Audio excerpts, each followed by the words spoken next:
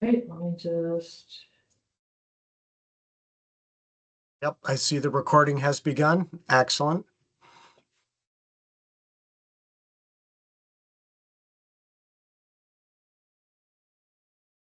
Good morning, Ms. Dingledine. Good morning, Mr. Weinhagen. How are you? I'm well.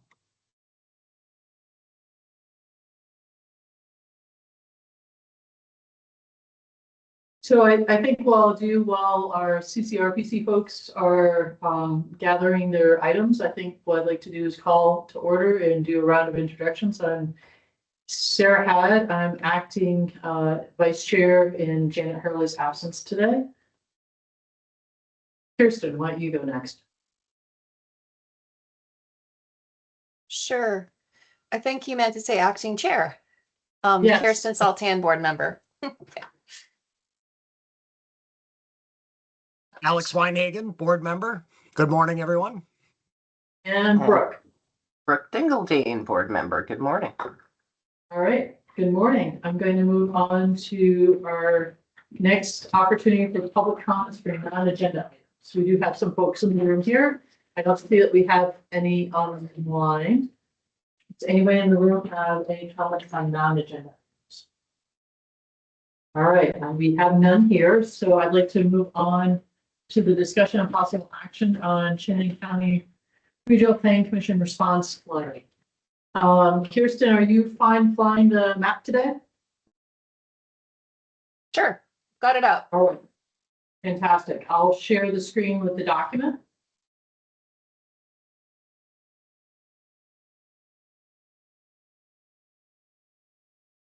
And I will get to, I believe that we left off in planned growth areas. Let me scroll all the way down, and I will give an update that Brooke and I did meet with our attorney, Rebecca Shalafo, yesterday and had a chance to review some of the language. I think in the shell, and Brooke, do you want to give any sort of an update on that end too, or? You know, I would, if you don't mind, just giving me a couple minutes to discuss my thoughts, because I spent a lot of time yesterday getting myself more up to speed, and the questions that I was asking may have sounded like they had already been decided or it was repetitive of prior discussions. And I just want to explain that I am doing my utmost due diligence to make sure that I understand and am feel that we are proceeding the correct way. When there were some questions about whether or not particular locations met certain designations, I really felt like I did not have a complete grasp in order to fully make those decisions with confidence. So I didn't mean to concern anyone in my questioning and analysis of this, but I felt like there were gray areas that I just wasn't clear on. And if I could just share my screen for a moment, I just want to go to one point about the requirement, whether or not there are historic buildings or eligibility for the National Register. So I'm just going to share this real quick and talk to you folks about this. Because in Title 24, we have 5803, which is the designation section. And is this big enough for people to see? Let me make it bigger on my screen. Is that readable for you guys? Yes. Okay. So as I was going through here, I got down to the steps about this is to get to access the funding. And step one talks about, well, you have this automatic situation. But when you go to step two is meets the requirements of step one and has something else like a portion of the center is listed or eligible for listing in the National Register of Historic Places. But that is not, that's in addition to step one, is the way that I'm reading the statute. Now, step one is where we're involved. All downtown and village centers shall automatically reach step one upon approval of the regional plan future land use map by the LURB. And then we have language that defines the designations. But this portion of our statutes suggests to me that step one is where the LURB comes in to make their approval. And then step two has this additional, if you can reach these other requirements, there's different kinds of funding accessible, like you can get funding to restore a historic building. Because in step two, you have historic buildings. So the reason why I thought that this was important was I think that this gave me some confidence in terms of how we should be looking at whether or not we have downtown or village centers. I don't believe that there has to be a historic structure there based on looking at this portion of Title 24. So for me, I don't think that we have a legal basis to refuse or disqualify a center just because there is no longer or there never was what is considered a historic building or something that's eligible for listing. Does that Thank make you. sense? Thank you, Brooke, for sharing that. And I think one of the things that we discussed in the NRPC review last week was the need to have board sessions specifically on some of these issues. There are variations throughout statute, particularly with regard to floodplain and just slight variations in language.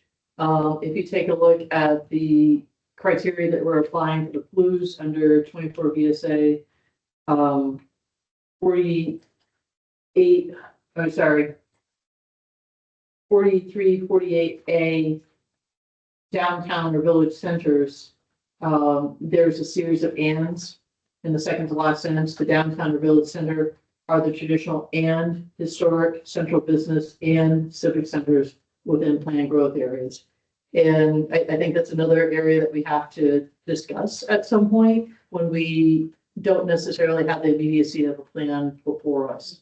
And I think the hope of the board in our previous discussions was that that would help all the RPCs in terms of their final application response, and we can provide some additional thoughts, policy guidance, that sort of issue. So I'll look forward to having those conversations. But for today, do you feel like you, Brooke, is there anything else that you'd like to say as a preamble before we get into the PGAs? Yeah, let me just mention the concern that I had about the consistency of language. I'm satisfied that we are communicating the correct message. So, and we are staying consistent with our prior ones. So the concerns that I raised about saying you fail or, it's not consistent sounded a little bit wishy-washy to me, but I think as long as folks understand what the message is, I have no issues with that. And I also want to say I don't want to create any angst for our Chittenden partners, because please understand that because we have had so many different tasks at hand, I have been fully engaged on the appeals report. And my first two ventures has been sort of as more of an observer, relying on the other board members' analysis. Now that I have become clear of that other obligation, I felt like I needed to use all of my skills and take the time to really dig in as I would have originally. So I think your work is great, and I don't want you to be concerned. I'm trying to make sure that you're given the benefit of every doubt. We appreciate that. Thank you, Brooke. And I appreciate that too. I appreciate the board as a whole. This is, I think I'll just start today's conversation by recognizing this has been a lot to get through in a very short period of time. And I appreciate all of you tuning in with whatever bandwidth we can have on all of this. Recognizing that I think our strength as a team will be able to get different things at different times and bring different lenses to things. So, and this is the beauty of a pre-application. This is our first pass at it. We can give our comments, things that we want to learn more about and ask for additional information. And there's a final one yet. So I think we also had a conversation last week with NRPC about we're evolving as we review these and trying to provide equity to our RPCs as we get through this, but recognizing that we are evolving and hopefully sharpening our tools as we go and making things a bit more precise. So thank you. What I'd like to do today is get through PGAs and the rest of the future land use areas, and then we can go back and revisit any other areas the board likes with the time remaining, if that's acceptable to everyone. All right, I'm seeing Alex give a thumbs up. I'm seeing a couple nods. We'll proceed then, and I will share the Word doc, and I appreciate Kirsten, you having the map ready to go. So where we left off was planned growth areas. We have the preamble from the shell that talks about what planned growth areas are. And I'm going to scroll down until we hit Burlington, which is our first area. And we are saying that it meets it. We have an advisory recommendation that says the proposed planned growth area should be cleaned up to remove slivers and snap areas to parcels wherever possible, provide additional information on residential areas, low density, or consider mapping as infill transitional instead. Provide some additional information on the south end zoning or consider an enterprise area. Northern portion of the planned growth area and the new north end is surrounded by rural conservation and might want to be considered for rural park transition. Do we have any board questions or comments on Burlington? Alex? So the paragraph before the advisory recommendation, which begins the residential parcels by Oakledge Park, just note that there's a typo in the second sentence. At least I think it's a typo. It looks like an incomplete sentence, the sentence that says the Burlington High School vicinity and residences.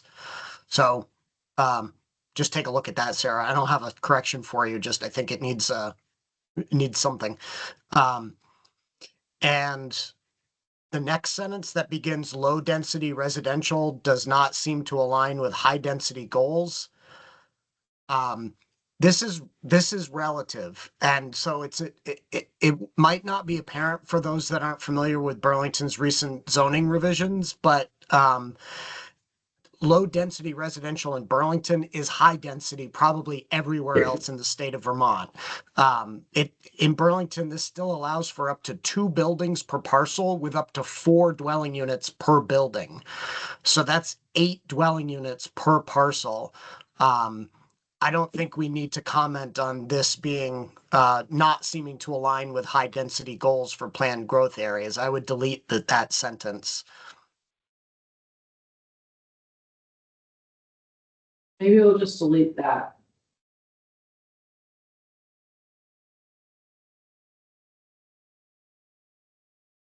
And maybe we'll just say,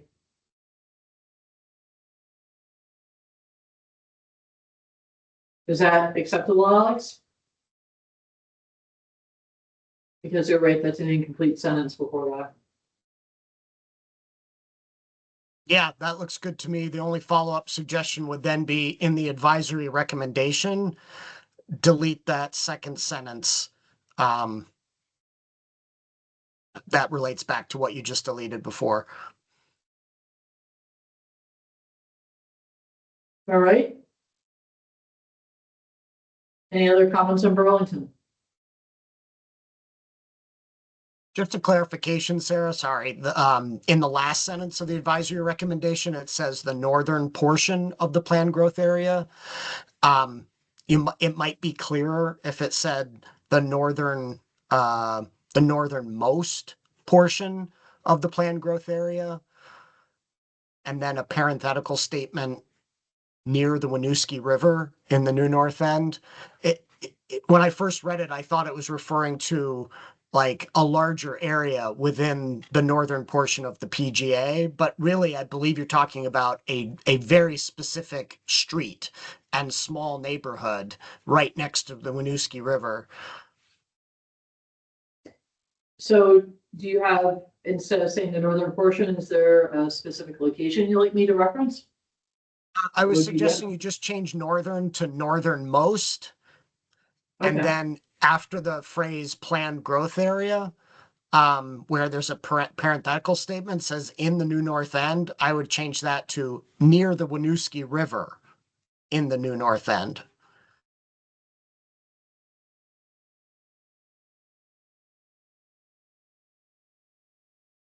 Okay, fantastic.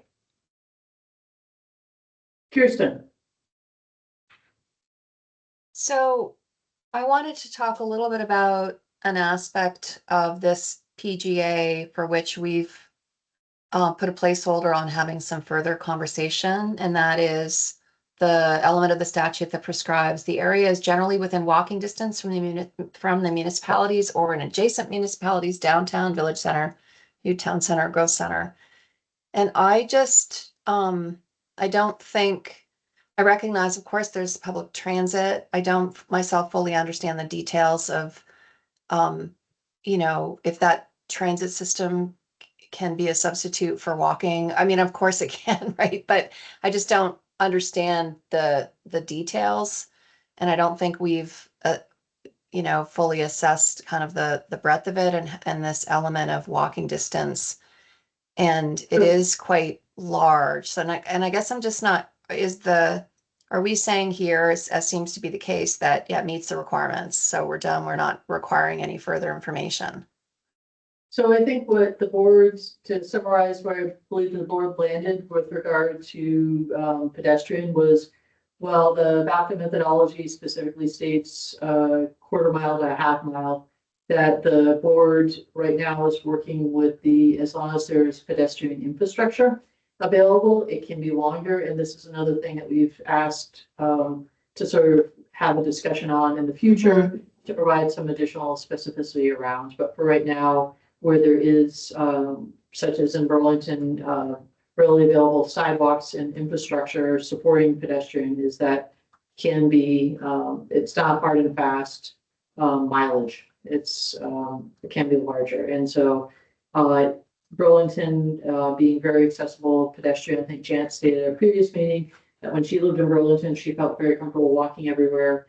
I think we're letting Burlington be a bit more expansive because of those considerations. Alex. Well, and Kirsten, I have some concerns about a different community in Chittenden County, different planned growth area that we're going to get to. I don't have any concerns on that front with regard to Burlington. Like, I don't need to talk more about our philosophy on that because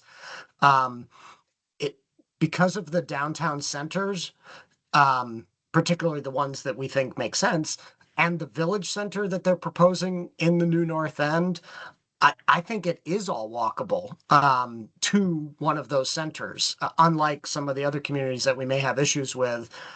So on top of Sarah's point about like, is there pedestrian infrastructure that helps you sort of lengthen that, which there is in Burlington in spades. I live there, so I'm familiar with their snow plowing regime on their sidewalks, which is aggressive to say the least, and great. But the proximity to their downtown center and their New North End Village Center, I think, does make that entire planned growth area walkable. The only areas that I might quibble about might be Apple Tree Point, the very most far-flung portions in the New North End. But frankly, I live in that part of Burlington and I do walk to those places from where I live. And so I think it is doable and the infrastructure's there. So I myself don't have concerns with Burlington's PGA on that front. All right, anything else on Burlington? Any comments? All right, we'll head into Colchester. And this is the area over by the fort, and we are saying the PGA area meets the requirements of the planned growth area. Any questions or comments on Colchester before going to Essex? You have a typo, Sarah. Okay, Third line in, last word.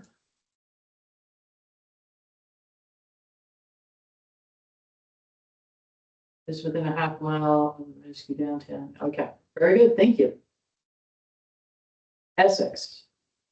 And this is the town, and we are also saying the proposed PG area meets the requirements. My only comment on Essex, Sarah, is in the advisory recommendation. It wasn't clear to me exactly what areas were being referenced by the comment of the periphery of the eastern and southern. So maybe we could pin that down a little bit more with a little more descriptive language as to where we're talking about. Kirsten, might- would you mind sharing the map? Sure, just,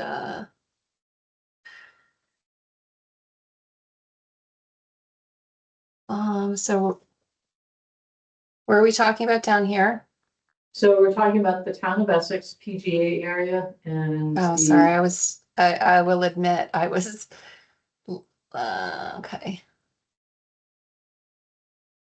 And it's the periphery of the eastern and southern portions of the Essex PGA. So I think you want to go Oh, further okay, east. Yep. sorry. So here and here. I guess that's the question I'm asking. Which areas are we talking about, Sarah? Hold on, I'm trying to navigate back to. So the eastern side of the PGA, I think is. So Kirsten, could you also turn on, under built environment, I think you have the infrastructure pieces, water, wastewater.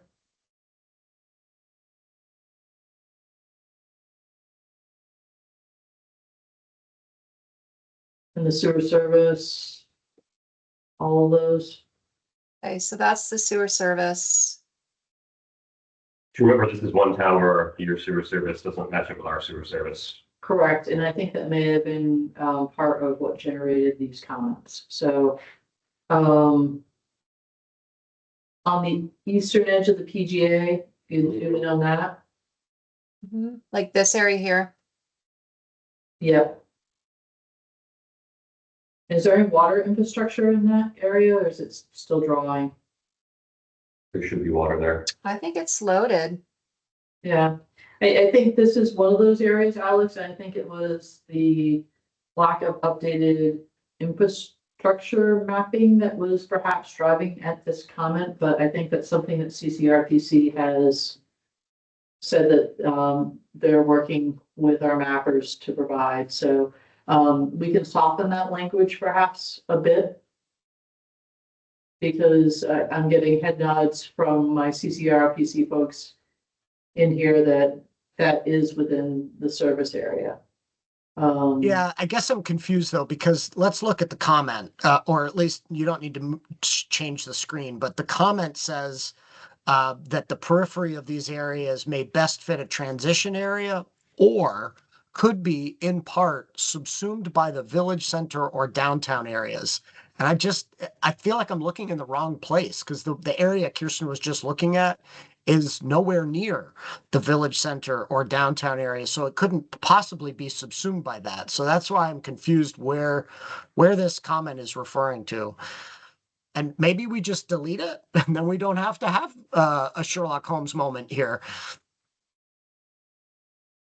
I'm fine with deleting this. I think it was maybe referring also on the southern portion to the village actually has a downtown area. But I think downtown spanning municipal boundaries can be complicated. So I'm fine deleting this if others are.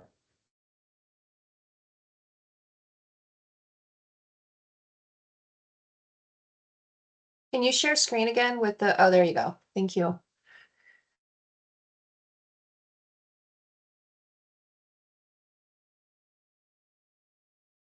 I will say that there's definitely an area along River Road, which is Route 117, I think, Yeah, just beyond Global Foundries, where the Essex Junction Essex border is.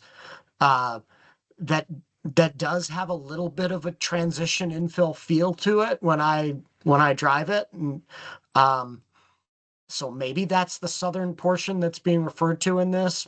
But again, I this wasn't my comment, and because I was unclear on exactly where it was, I'm grasping a little bit. So I think I'd be most comfortable just deleting the advisory recommendation unless another board member wants to advocate for this recommendation.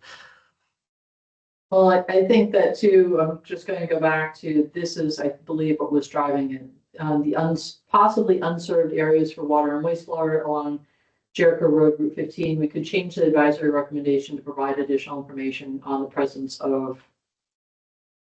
So maybe what we want to do here instead is.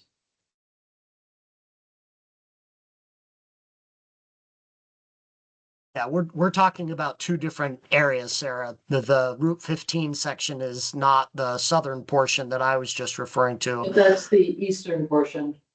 Yeah.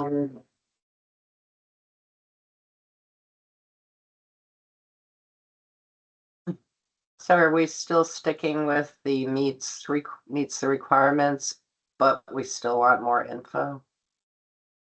I think this is a nice way of sort of bridging the gap here is, we are still saying that meets it. We're deleting most of the advisory recommendation and we're asking for additional information to address, I think, the concern behind the advisory recommendation. So the So- correction of the maps, to make sure we have them right? Yeah.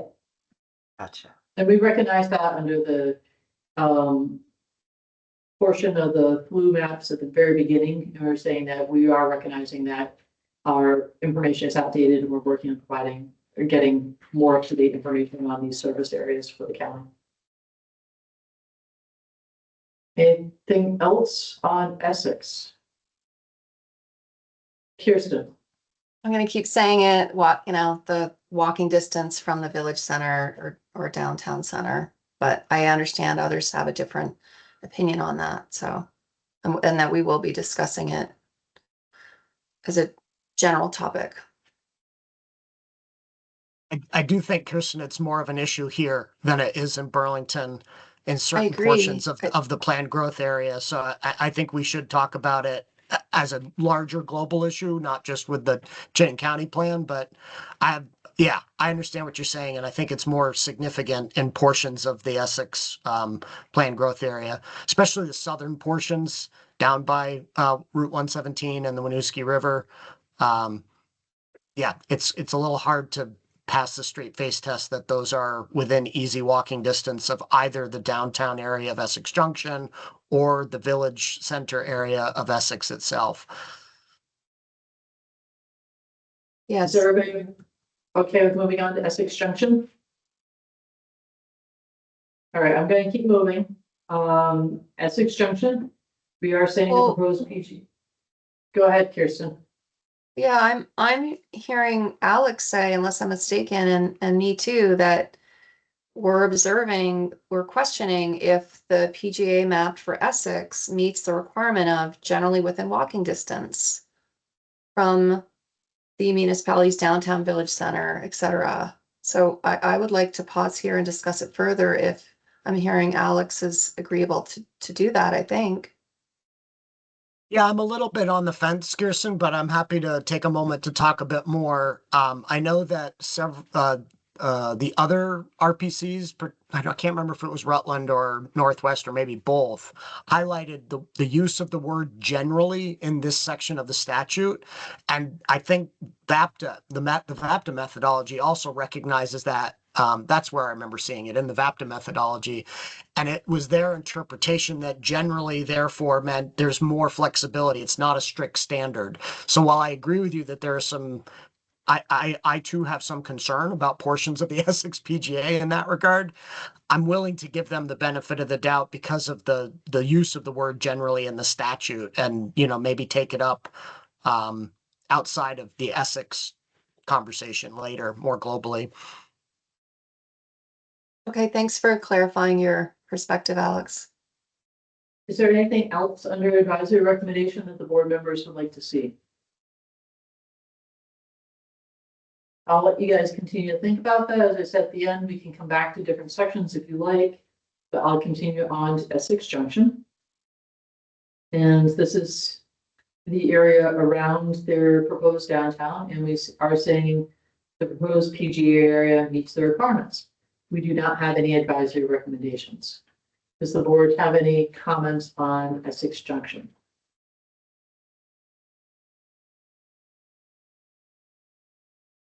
I'm taking silence as being complicit, and we'll move on to Heinsberg, unless anybody from the room has anything on either Essex. Heinsberg, we're saying that the plan is expired, which I think we've all agreed to, and must be adopted and confirmed prior to final submittal. And I think that is our only required revision on that. I think everybody is aware of that. And any questions or comments on Heinsberg from the board members? Anybody else? I'll just point out that in terms of, I understand here, it says the plan needs to be regionally approved and confirmed, the plan process confirmed before submission. I think I'm very worried about warning a plan that isn't yet, a regional plan that shows a map, that shows geography, that is reliant upon the municipal plan being regionally approved and confirmed, and that regional confirmation, regional approval and confirmation not happening yet. And showing the public, I don't know, transparently, what is, and we can maybe talk more about that offline. So I think on that front, I'm not sure that the board is going to be able to provide you additional guidance, other than it's for our purposes. Yeah. So what you're presenting to the public in terms of your draft is your land use draft. It's just a requirement for the board that before we can take and process your application, they need to have a confirmed plan. So I think you're best to sort of judge the risk and evaluate on that. I think in terms of other municipalities too, as long as their plans aren't expired, recognizing that you might have some other communities that are working on plan revisions and what have you, they're not expired. The expiration in the PGA is really the only problematic piece for us that then impacts potentially tier 1B. But I don't think that the board is advising you to change from the PGA area. It's just a requirement that you have to get that confirmed plan. Brooke. So I do have a question about the town plan. Town plans can be enacted properly. And then there's another step about whether the regional planning commission accepts it, approves it. I'm not exactly The sure. word Confirms is it. confirmed. Confirm? Yes, Okay. it's which I highlighted here. Yes. So I'm just curious, is that an explicit statutory requirement that it actually be confirmed? Yeah, it's in 24 VSA 4348 A12B under planning growth areas. It says the municipality has a duly adopted and approved plan and planning process that is confirmed in accordance with section 4350 of this title, which is that process that you spoke to, Brooke. Great, thank you for pointing that out. I just wanted to be sure that we weren't holding them to the extra step if it weren't required. So All thank right, you. Kate McCarthy. Oh, perfect. Thank you for clarifying, Brooke. Kate McCarthy, Yeah, thank you, Sarah. And when you highlighted that, Brooke, I noticed something else too. The recommendation or the requirement here says adopted and confirmed. There's actually a third thing. Gets adopted locally and then it gets approved and confirmed at the Regional Planning Commission level. It's kind of a two-part thing. We approve the plan to make sure it's in line with the elements and the goals. And then we confirm the planning process, making sure that there's movement toward implementation. So thank you. You could say regionally approved if you wanted to be even more precise. So Kate, is that able to be done temporally at the similar time? When you say Yeah, approval. confirmed? Yes, approval and regional approval and confirmation of the planning process happen at the same time. Okay, great, thanks.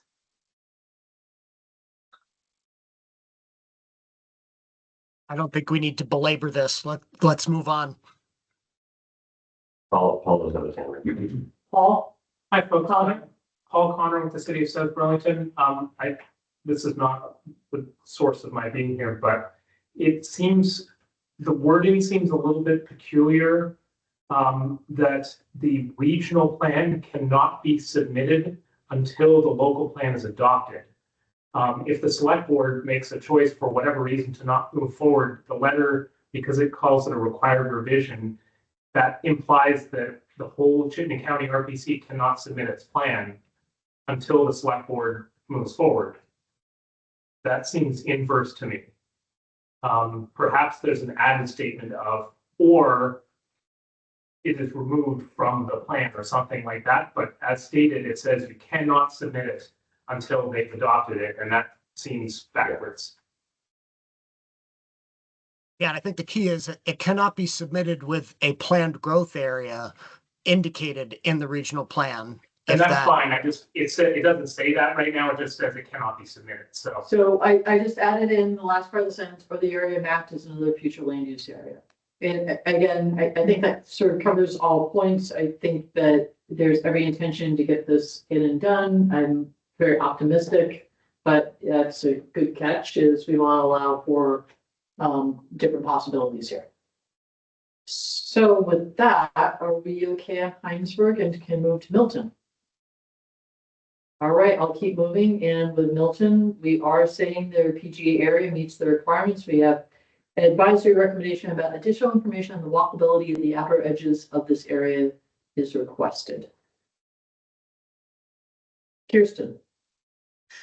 So, sorry, this edit on the Heinsberg wording, I want to go back to it. It almost reads like one could interpret that to mean map a different area for PGA. I would like to use the word like category as a different future land use category, or something a little more clear to my mind. Sorry to belabor this, but We don't call them categories, though. Designation, maybe? No, I don't want to use the word designation. That would conflate with a lot of other things. I would like to stick with, we're calling these all future land use areas, and I think that's what statute refers to them as, and I think we should, unless we wanted to provide some specificity about what other future land use area, I think we should just leave it at this. Any other board members have consternation around that? I have no consternation. I like your suggestion, Sarah. Okay. Kirsten? that's fine. Okay. The RPC is here. They understand the conversation. Absolutely. I'm getting head nods. All right. Anything else on Heinsberg? We'll move to Milton. Again, we're saying that we're meeting it, but we just want some additional information on the walkability of the outer edges. What's the disposition of board members?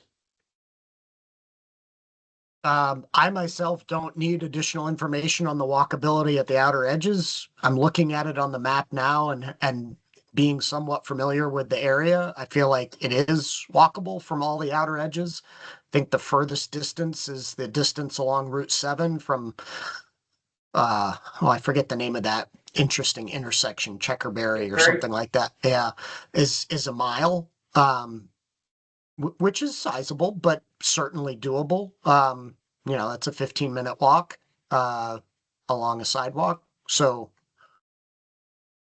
I'm okay with it without additional information. But Kirsten, I know this is an issue for you, and I don't want to stomp on that. If you feel like you want more information, I won't get in your way.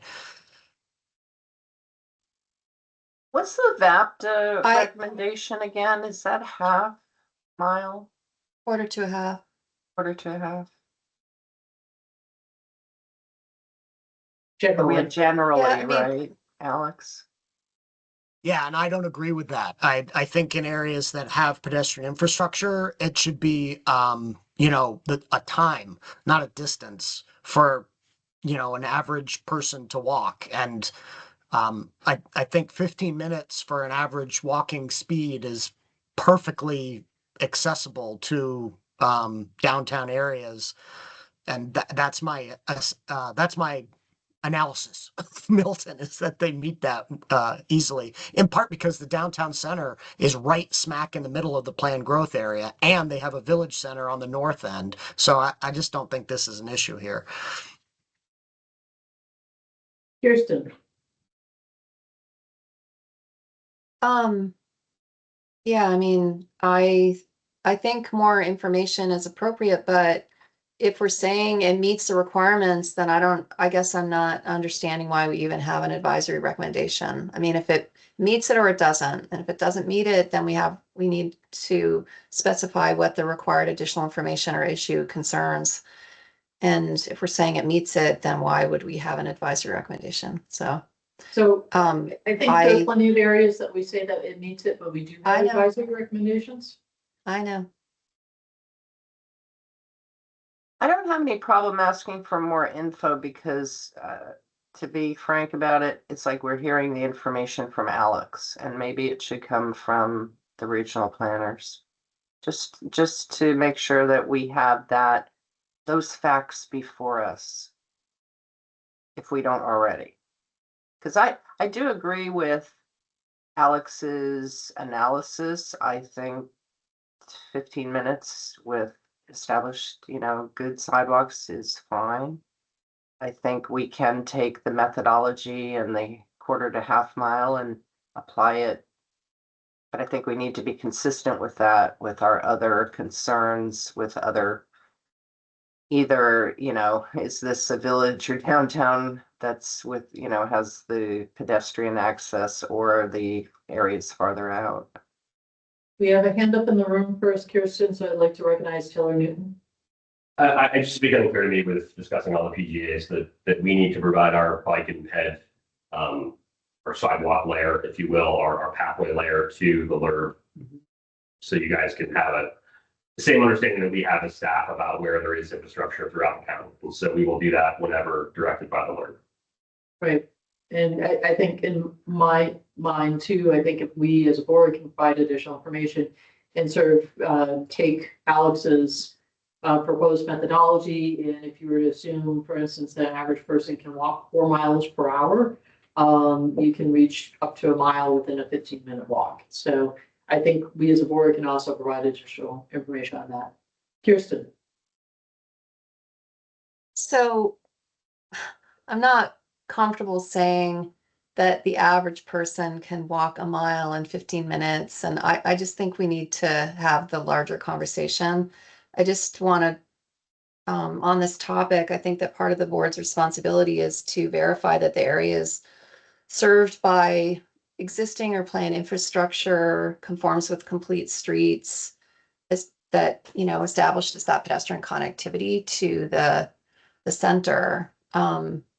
And I would definitely welcome the sidewalk data for all of these, but I come back around to, well, either we're saying it meets it or it doesn't.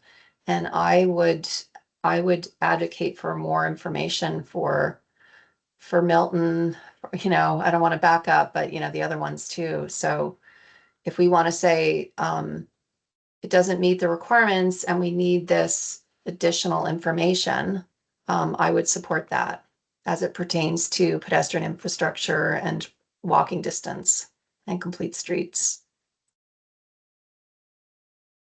And So I'll just I'm be on hearing- I'll be on the other side of that, Kirsten. I really don't think I do think that it meets it in Milton. I don't think I need more information. And I'm just, while we're talking, scrolling into the land use map and looking at double loaded sidewalks along Route 7. I mean, that's sort of a weird term, but sidewalks on both sides of Route 7, that main corridor that used to be a terrible sort of strip development area with junkyards in the past and is now turning into something much more. And basically sidewalks in all sorts of other locations throughout the growth area to bring residents safely into the downtown center. All right. yeah. So it seems like we have 1 for, 1 against. Brooke, how do you view Milton PGA? Does it meet or not meet? Well, I feel pretty comfortable with Alex's analysis, but I will say that I think it is inconsistent to say that you pass, but we want more info. I mean, that's not logical. Either it passes because we have the right information, or we want more information. And it will probably pass, but Right, I think is this that goes to the point semantics? of- I don't know. I I just think feel this like, goes to the point as we as the board have very much appreciated having our regional planning folks attending these different sessions and providing us additional information. I think Kirsten had the benefit of that from NRPC last week, but I think what was asked of NRPC, and we're also asking CCRPC for consistency, is we'd like to see this as part of the final application. So it's great information that you're providing to us here on the record, but it'd be very much better to have this actually be part of the application. I think that that's something that they're willing to do. So I'd like to leave this in right now and move along. And again, we can come back to this as we ruminate on what our thoughts are of the day. So I'm going to keep on going to Richmond. And Richmond is an area that we're saying R meets it, but we want additional information. And Kirsten, I'm hoping that you might be able to pull up the map on this, because I think what I'd like to do is show the reason why on the map.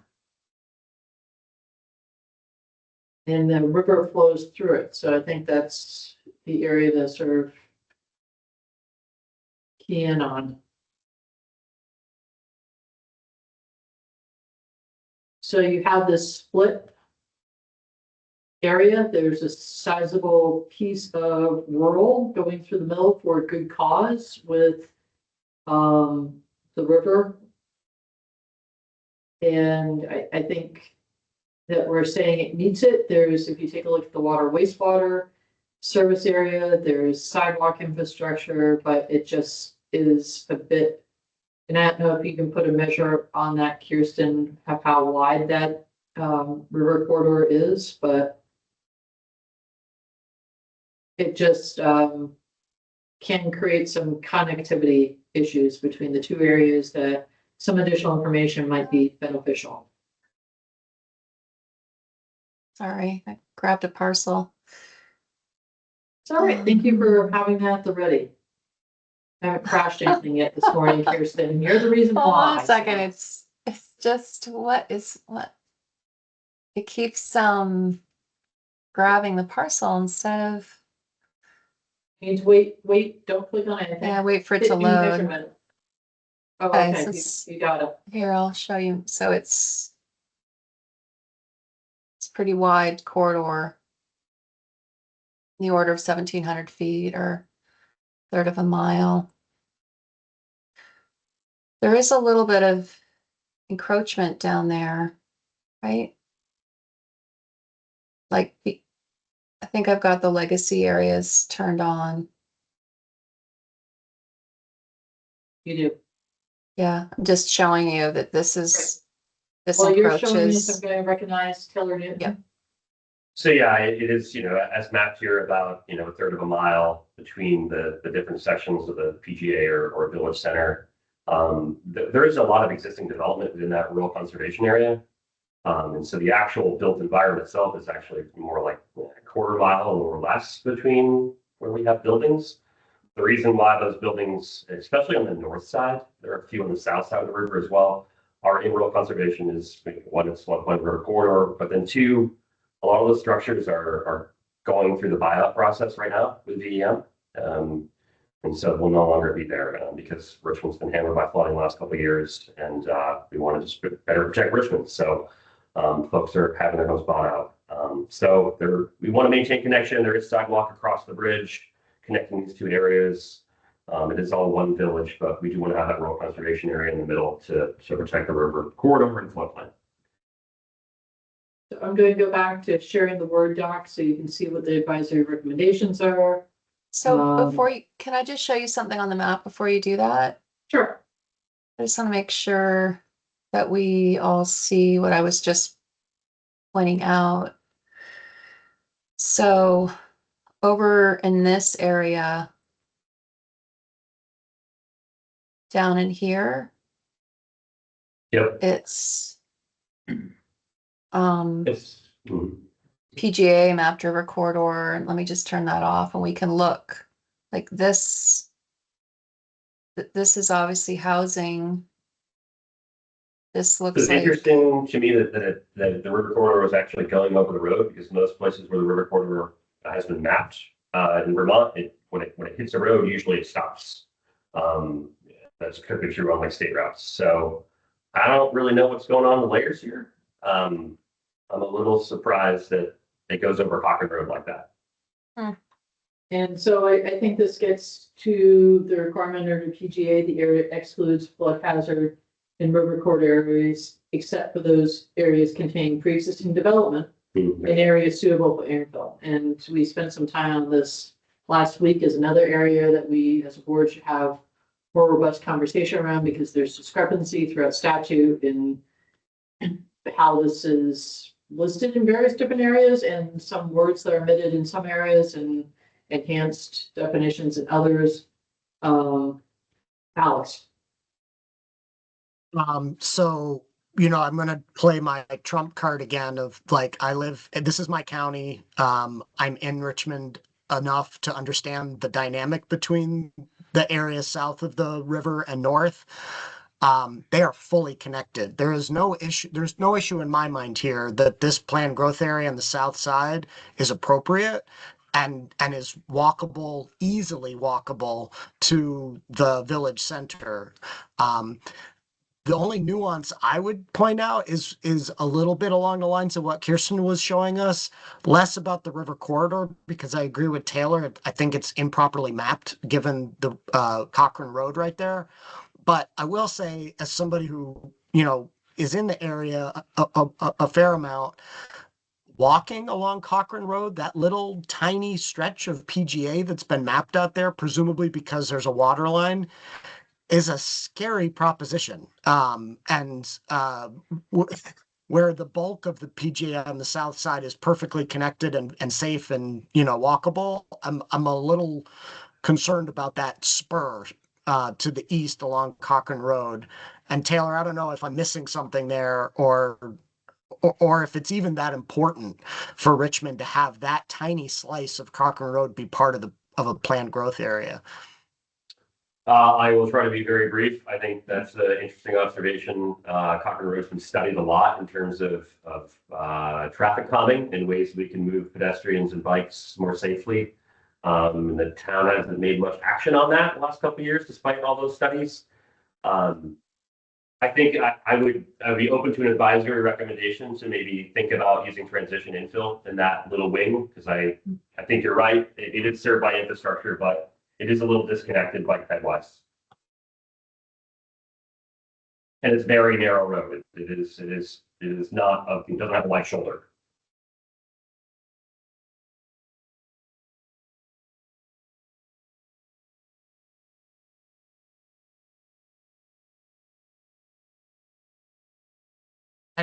And Sarah, I apologize for not having ready language for this, but it's really been the conversation and Kirsten's constant pointing out of pedestrian, connectivity that got my brain working on that little tiny piece. So thank you, Kirsten, for making me think hard on that, and apologies, Sarah, for not having language ready for you. No worries, on Cochrane Road or.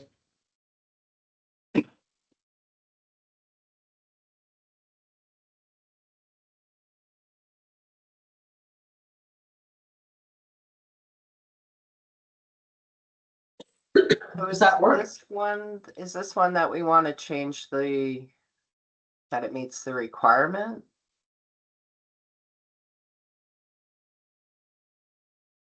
Yeah, I think there's nuance here, and I'm in the camp of saying positively that it does, but that we have some concerns about the and would like additional information. But I understand, Kirsten and Brooke, your logic in the last conversation about Milton of like it either does or it doesn't, and if it does, you shouldn't say anything further. But I'm kind of happy to do it the way it's drafted right now, because I think it would be inaccurate to say that it doesn't when there's a tiny little portion that is potentially problematic. All right, I'm just gonna note for the record that we lost Kirsten. Thank you to the high winds affecting the state of Vermont right now. She's having some internet connectivity issues and she's trying to rejoin. Brooke, how do you feel about this language?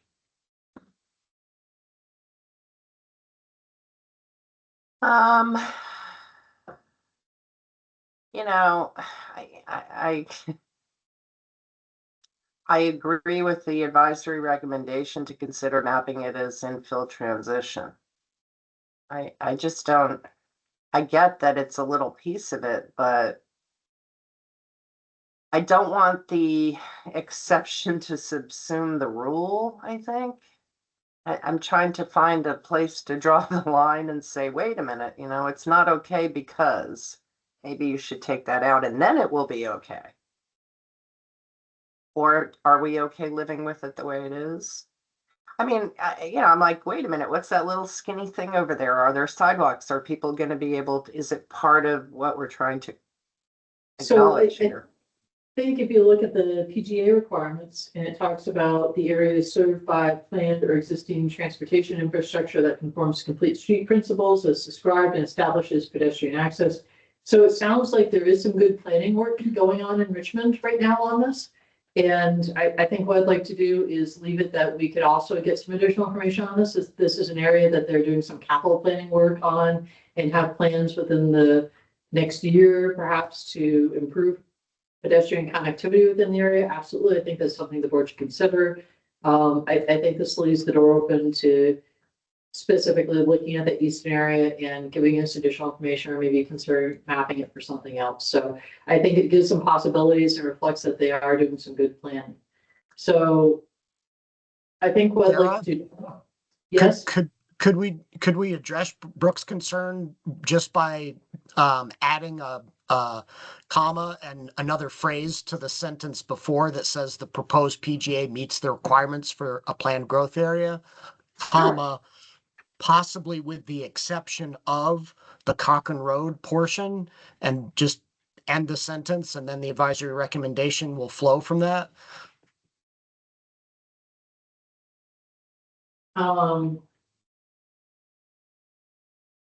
But I think what we use is cannot find that the eastern edge of the PGA on Cochrane Road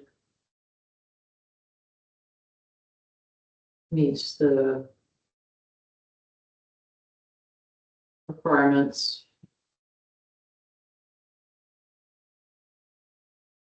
I'm fine with that. I like my language better, but I'm not going to argue Yeah, wording and I just, semantics with you. I think when we were talking village areas and was it Burlington that we said that we wanted some additional information on? I forget the specific wording that we had on that, but yeah, it's okay. We got to get through this, Sarah. So I'm not going to quibble over the wording if Brooke is happy with that addition to address her concern. yeah. Yeah, and I think the planners are hearing us.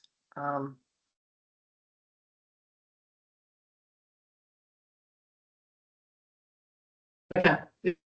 It was, that is, cannot find at the eastern edge. I like your wording better, Alex, and maybe we can work on incorporating your wording into the show. All right, we're gonna move on to Shelburne. Let me just check and see where Kirsten's at. I had some kind of internet issue and I'm back now. Okay, fantastic. Wind is really howling up here. Yes. If I vanish again, just keep going. Okay. And I was going to give a preamble at the beginning of the meeting that if for some reason we get offline, please wait a minute and I'll get everybody back on by phone or something of that nature, but. Shelburne. We are saying that each of the proposed PG areas meet the requirements for a planned growth area. We are asking for some additional information on the walkability of the westernmost portion of the planned growth area, or to re-examine mapping that area as it's surrounded by rural areas. And we're also saying that portion of the planned growth area along Falls Road that's bisected from the village by a stream or rural conservation may be best characterized as infill. And so I'm just going to go to comments here. Do you want me to share a screen? Nope, not yet. Let me just make sure we get Janet's comments. And I think that's was if there was pedestrian connection, then there's no need to remap. So I think this is another area that just some additional information is requested. Kate McCarthy. Thank you. We wanted to clarify the geography being referenced in the first bullet of the advisory recommendation because it talks about the westernmost portion of the PGA, but then talks about how it's surrounded by rural areas. And the westernmost portion of the PGA, are you talking about the area west of the village? Or west of Shelburne Road, but between Shelburne Road and the lake? So Kirsten, if you would now show the map. Sure. Thank you.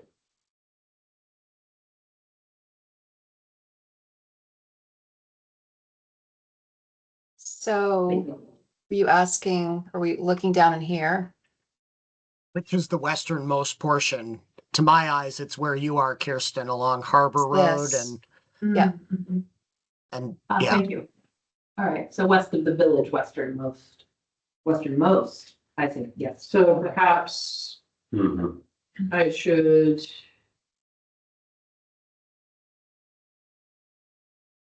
could just reference the roads, Harbor Road, Depot Road. That'll pinpoint it. And westernmost is also accurate now that I'm reading it correctly. Appreciate that.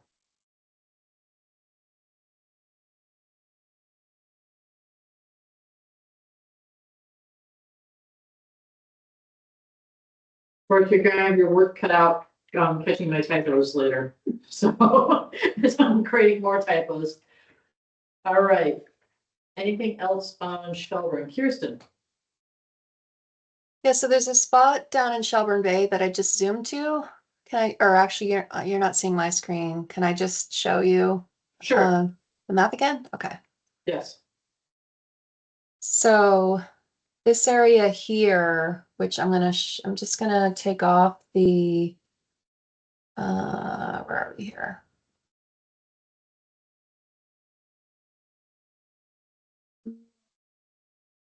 Sorry. I'll let me back to you for most of the meeting, just throw. Okay. So can you, that's the area that's been mapped as PGA in part, right? Yep. And See it. part of this is flood hazard here. So And again, I think with the PGA area, we come back to that language that's truncated from other sections that says about contain pre-existing development suitable for infill. yeah, this is not developed. This looks like a wetland and so I Can you turn on don't, the parcel lines? sure. Sorry, I'm a little, let me just get back on the.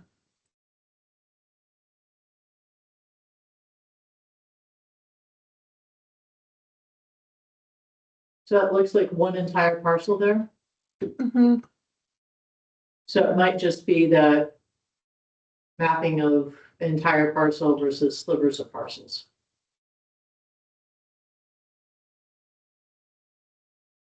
I don't consider that whole area to be a sliver of a parcel.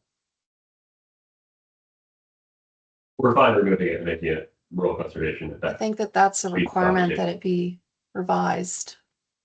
Alex, I have a couple points. I agree with Kirsten on this one. And I wonder if we want to have a larger conversation about this whole area being in the PGA. Um,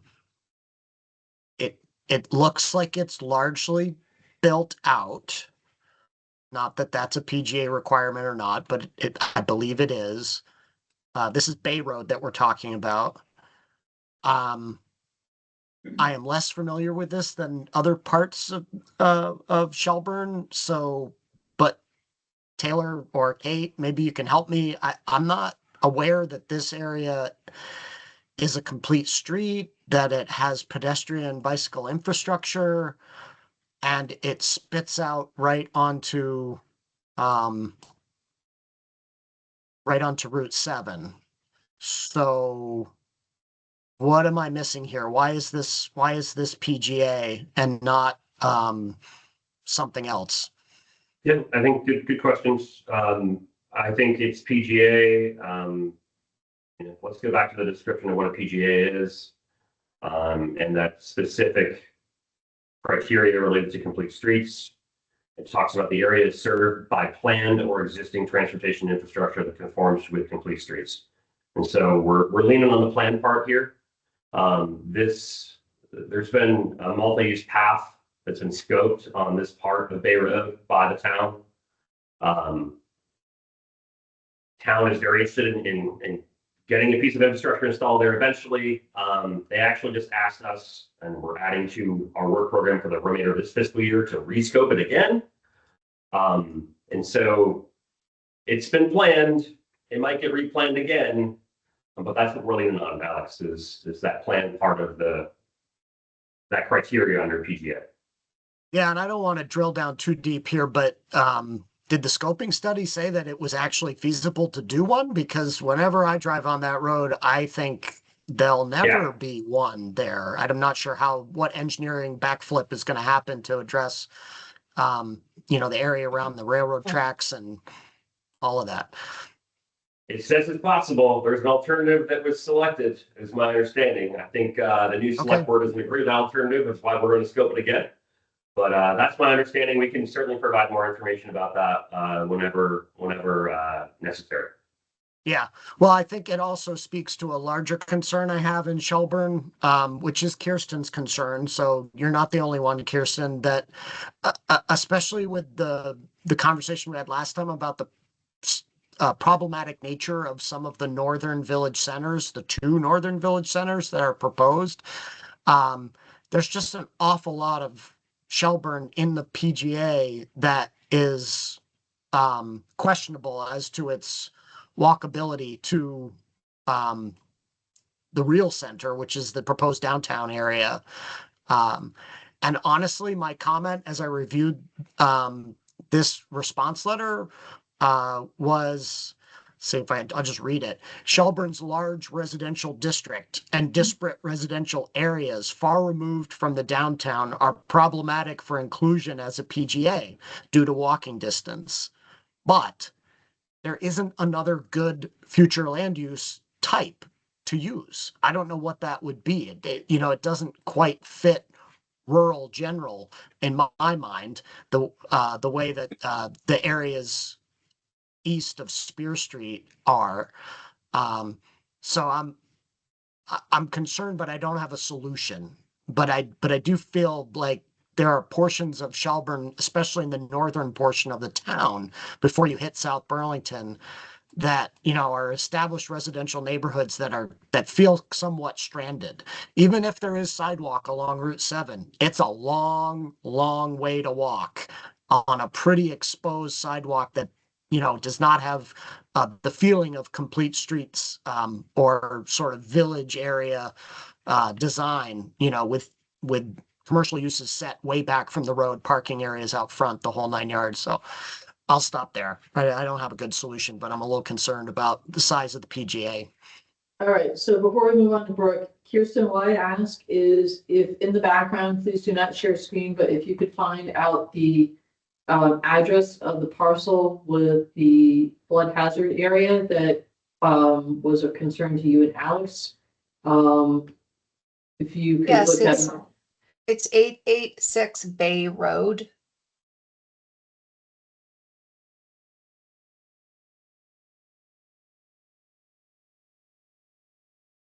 It's 6 Bay Road. All Bay right. Road. And then the other thing that I'll note is, I believe in the preamble to the future land use section of our pre-application response, we do know problematic application of the future land use areas within Shannon County. And we run into some of these areas that don't cleanly fit into the areas specified. And it would be great to have another future land use area to pull from, but lacking that, we're continuing on with trying to apply these as best as we can. So I'm going to go to Brooke's had her hand up, then Taylor, then Kirsten. Brooke. Yeah, I think that on this one, I think it's more than an advisory recommendation about this flood hazard property. Because I do not see how it lends itself to development of infill. So I really think that needs to be removed. We will remove it.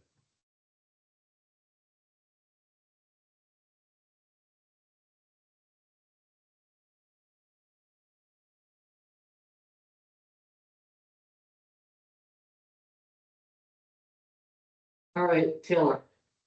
When the board has a bigger discussion about the complete streets requirement, walking distance, I hope that you can take a peek at what V-Trans is doing in terms of the complete streets guidance that they're working on right now. They're hoping to finalize this spring. I think Kirsten's aware of that project. I think it's important that complete streets look very different depending on context. There is a lack of sidewalks in some of these neighborhoods that Alex pointed out. If the road's pretty narrow, when it's 25 miles per hour or less, is that enough of a complete street or not, given the context of slower speeds and narrow travel lanes, that people can actually walk on the road because there's low average traffic on that road. And so I agree, not a great category to put this area in. I think PGA is the best fit from our perspective. But just complete streets can look pretty different depending on the context. And that is contemplated in our guidance, the guidance as well.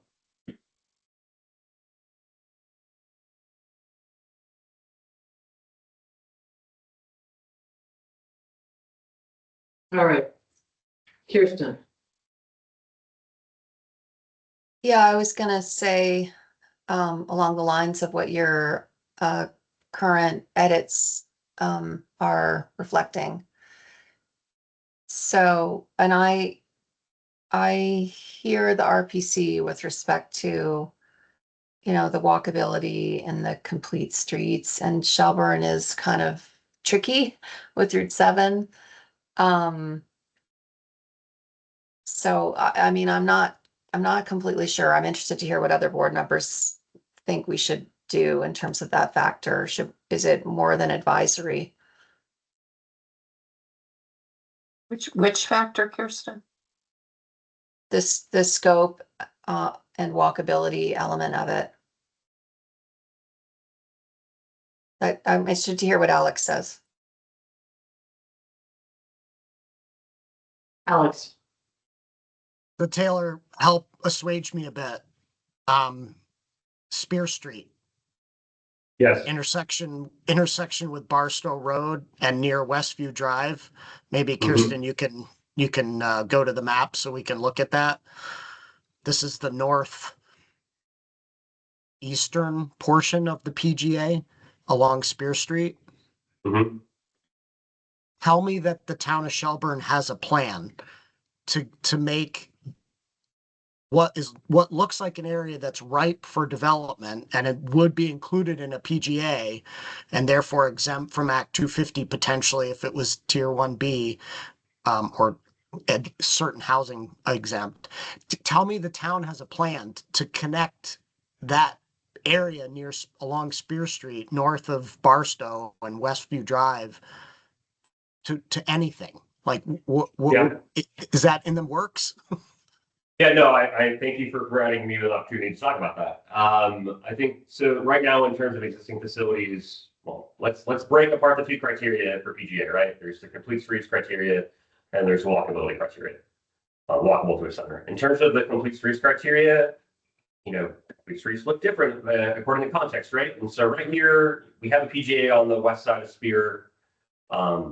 Not a lot of people that will be likely walking this area, but people bike here all the time. And so what the town's done is they've got a really wide shoulder here to allow for bicyclists, that's part of complete streets, right, to navigate Spear Street.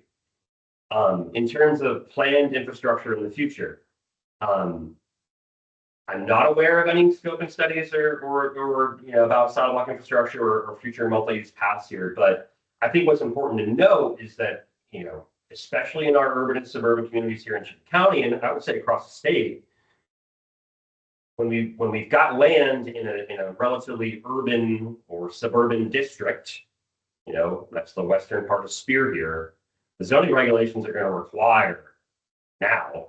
We can see back at Shelburne, they didn't do this, but in the future, they're going to require that developer to install sidewalk or multi-use path throughout that new development. And so some of those larger parcels on Spear that may develop in the future, per the local regulations, that developer is going to have to build infrastructure, either sidewalk or multi-use path. We can provide that additional information to the board whenever advised, but how does that assuage you, Alex? Only a little bit. I appreciate it. I'm thinking of your colleague sitting in the room there from South Burlington, where they've done a really good job of connecting neighborhoods and connecting different developments, especially from east to west. And I'm wondering if Shelburne is trying to do the same with a potential, planned growth area on Spear Street, and whether what you're saying is development along that will put sidewalks in along Spear Street. Great. Is development along Spear Street, along the west side of Spear Street, going to dovetail with an official map to connect the neighborhoods to the west, to the new neighborhoods that are being built adjacent to them, along Spear Street? I'm looking specifically at that sort of northeast portion of the PGA, and there's the Juniper Ridge, Hullcrest Road, Pinehurst Drive neighborhoods. And then I can see development happening along Spear Street that is immediately adjacent. And I'm wondering if the town has in their capital plan or official map or something, the idea that the new development would be connected with the existing development, or have they not gotten that far yet?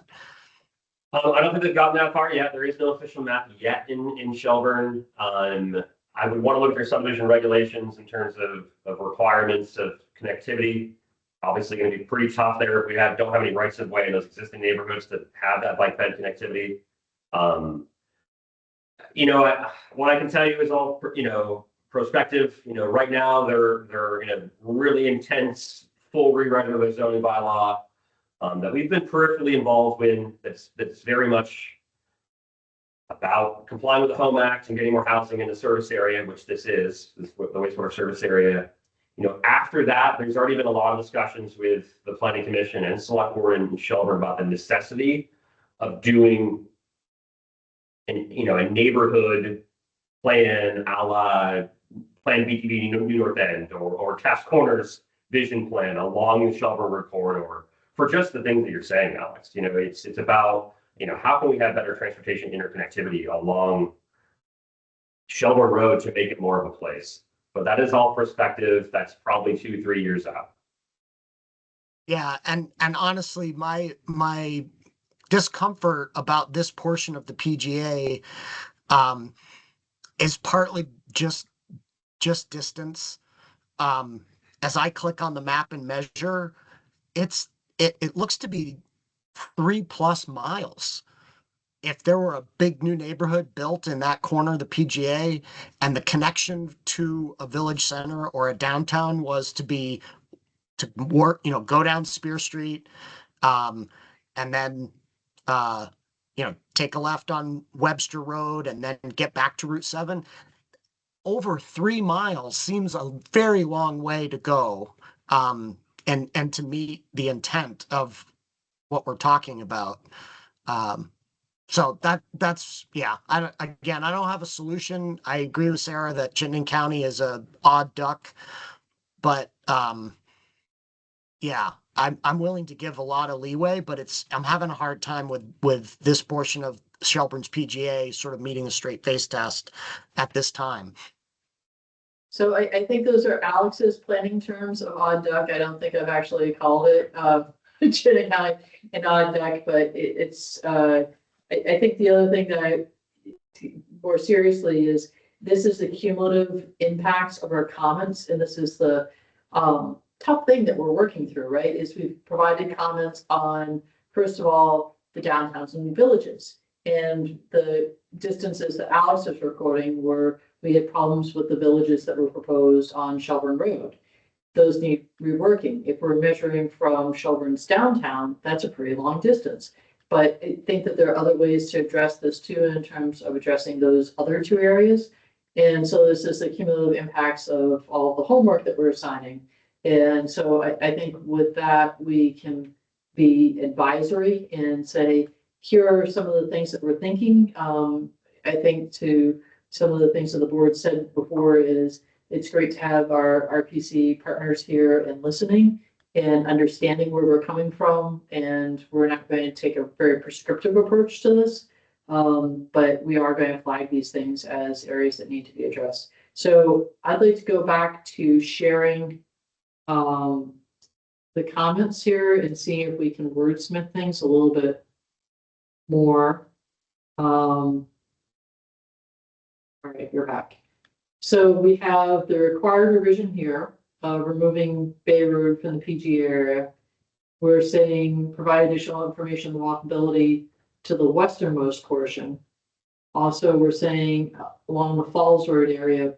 Kirsten, you have your hand up, but before I get there, Alex, is there anything that you would like to specifically propose here as a bullet point under advisory recommendations to address the concerns that you just raised? Yeah, I hate to talk myself into things, but I think I talked myself into, if you scroll up, changing the ultimate bolded underlined section that says each of the proposed PGAs meets the requirements for a planned growth area with the removal of 886 Bay Road. I think maybe we need to expand that to talk about each one separately, or at least be able to address the northerly planned growth area, because I think I'd rather have the language say the northeast portion of the northerly PGA, we cannot determine that it meets the requirements due to its distance and lack of pedestrian infrastructure, distance to the center, and that sort of thing. So I think we have the cannot find. Sure. Yep, Um, that same language would be fine with me if we could just make it specific to that portion of the PGA. Because I do think that other areas in the PGA are just fine, and I don't need additional information for all portions. It's the part that I just spent a lot of time talking about. I'm with Alex. He has won me over. I'll just quickly say and then put my hand down that I agree. So if you can figure out some appropriate wording, that'd be great. Coming back and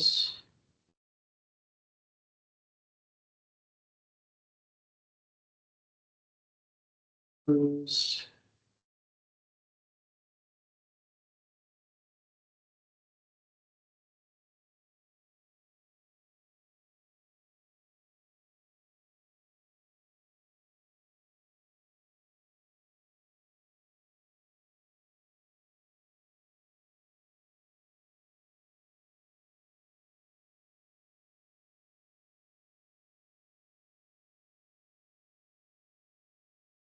So do we want to have a follow-up advisory required revision? Alex? Yeah, I would think that the required revision would be, provided that bring some of that, advisory recommendation, the first bullet, bring that into a required revision section so that we're saying we need more information about walkability in this particular area. And in this case, it would be the area I mentioned, not just the westernmost portion that's identified in that bullet right now.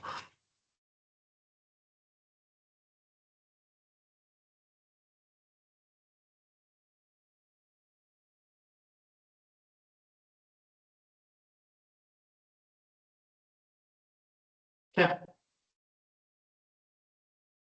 Anything else on Sheldon before we move on? All right, Kirsten. This is just a little minor wordsmithing, but if you scroll back up to the newly added sentence, the proposed plant growth area along Bay Road is within the flood hazard area. 886 Bay Road particularly should be removed from the PGA area. I think that it should be more explicit, 886 Bay Road, or at least the flood hazard portion of it must be removed from the PGA area. I just try to be more, Do we say that in the required revision?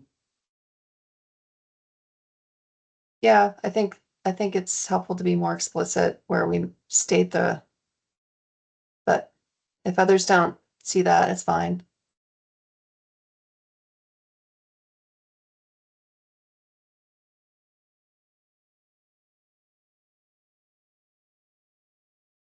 All right, I'm gonna leave the wording as is for right now and move on to South Burlington.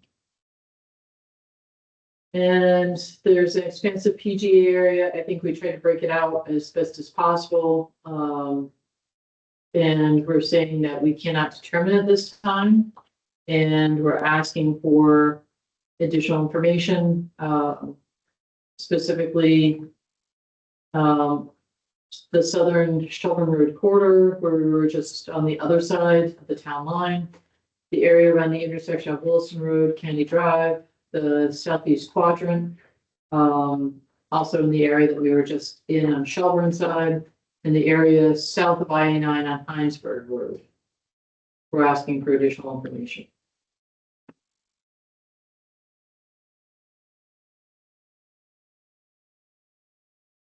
Would anybody like to speak to South Burlington from the board?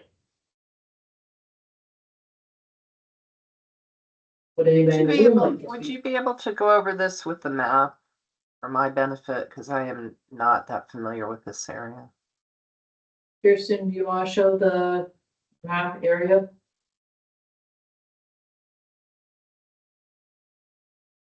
Do you want to go through the bullets one at a time? Sure. This, And I can't share, in order for the folks in the room to see the map, I can't pull up my bullet points, so yeah, I don't know if you have two screens that you might be able to go through the bullet points, Kirsten. I think we can just read the bullet point and then look at the map. I Well, don't think we so need to show both. Okay, so No, it's you can go back Southern to the map. Shelburne Road corridor, right? So that's here, right? correct. I'm gonna turn Okay. parcels off because it just kind of slows it down. So that's that. Brooke, do you have any questions or do you want to look at it more closely?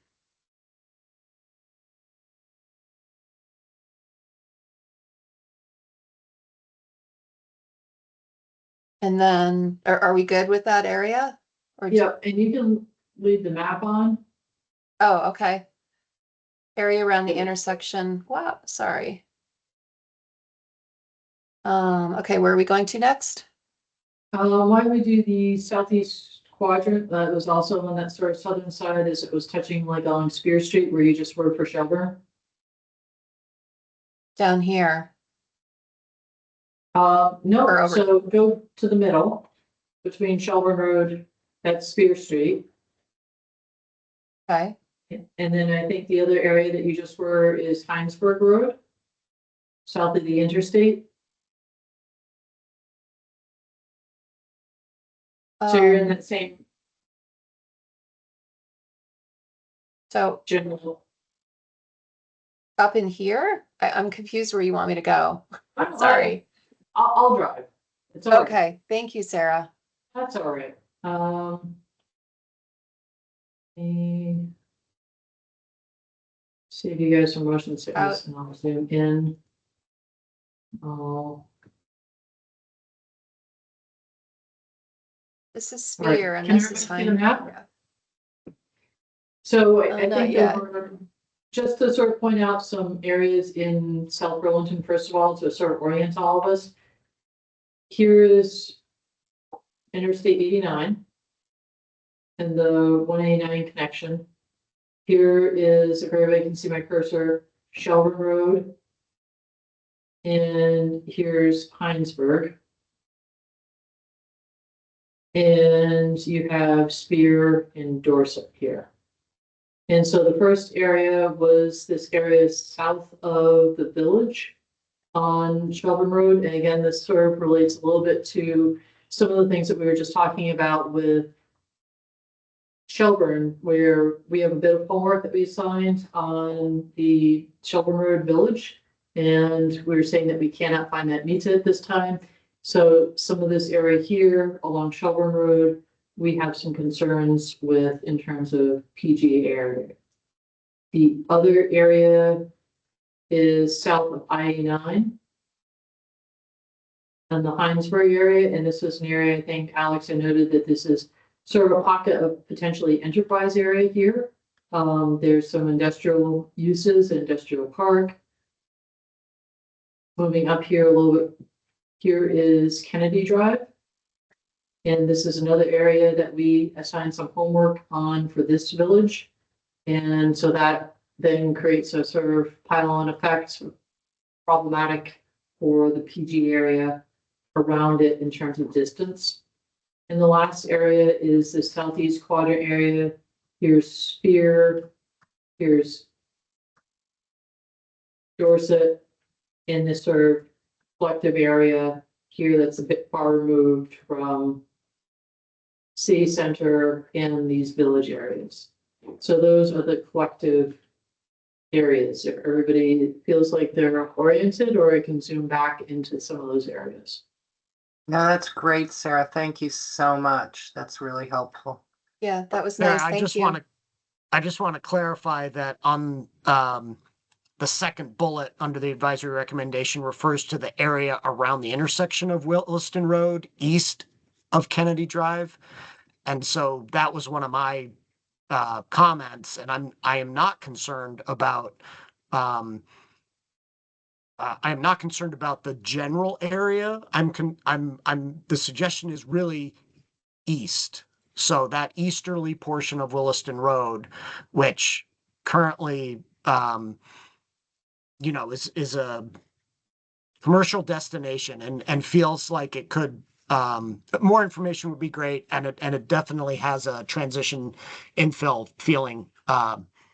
Sorry to be using the word feeling, but in any case, it seems to fit the transition infill in a similar way that portions of Shelburne Road, on the south side of Shelburne Road in South Burlington might. So that, I just wanted to be clear. I don't have concerns about the larger portion of the PGA, including its distance to a center. Even if the Kimball Ave Village Center were to blink out of existence, again, the walking distance to the downtown center from, even from the airport and the intersection of, Kennedy Drive, with Wilson Road, that's not concerning to me.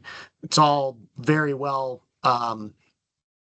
fitted up with sidewalks and connectivity and distances that are doable in my mind. All right, unless I have anything else from the board, I'd like to go to people in the room right now to speak to this. If anyone would like to. Go ahead, who wants to start? I mean, I have a lot to say. I'll just recognize you because we use AI to help transcribe. And your name is not firmly underneath, so to prevent you from coming as all as Sarah, that's why I'm announcing you as Keller even before you start. Do we want to start in any particular geography as the lure? Do you guys want to start on Shelmer Road? Do you want to start Southeast Quadrant? Why don't you start where you like, Let's start in the hard part. Let's start with the SEQ. It's just, which is the southeast quadrant. yes, sorry, Zoom in on, acronyms. You know, we brought into the office today a map showing where we have bike ped connectivity, where we have sidewalks across this entire area, and it is very well served. I think distance to center is something we'll have to work through. We talked about that village center on Shelmer Road getting bigger, which certainly makes it easier to be within walking distance.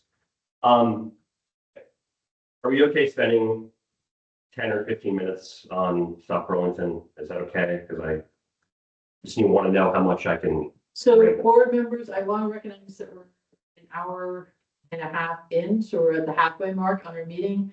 I think once we get through the PGA areas, the rest would fly, hopefully. But is everybody okay giving a bit of time to South Burlington? All right. Yes, of course. Yep, I am.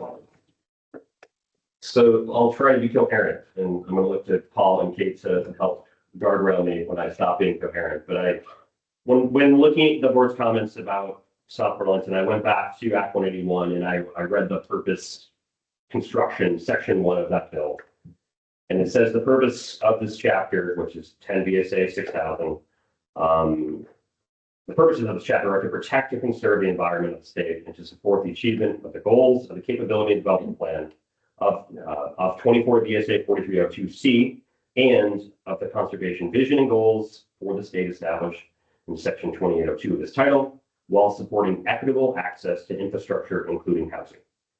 And I think overall South Burlington has done that. And I know it's a complicated picture that's very fragmented, but I think we can kind of talk through what South Burlington's done over the past 20 years to display that they're achieving this overall purpose of Act 181.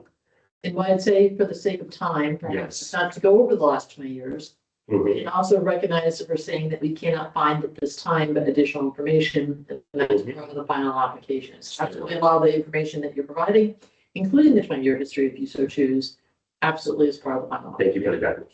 We'll say it tighter. Overall, if we've got PGA in South Burlington, it has access to water and wastewater, and it has a complete street. And so that's why even in these areas that look distant from centers, that look a little bit fragmented with rural in between them, it's because they have water and wastewater infrastructure. And that conversation about what is served is something that's happened a lot over the past 20 years, and the city's come to a very tight conclusion over very recently, in the past 5 years. The city has also been trying to balance conservation goals throughout especially the SEQ. And so throughout a lot of these rural areas, the mix of rural conservation and mix of rural general, the city's actually has regulations protecting forest blocks throughout this entire area. The city actually asked us to map those as rural conservation. We said no, because we didn't want to be inconsistent with adopting methodology. Not all of our municipalities are protecting forest blocks. But I didn't want to note that throughout these rural areas, the city's trying to maintain connectivity of existing locally important forest blocks. I think on the housing front, throughout the PGA, we're subject to the Home Act here. And so the city's done a lot to make sure they're compliant with the Home Act. And that's 5 units per acre minimum. That's quadplex by right.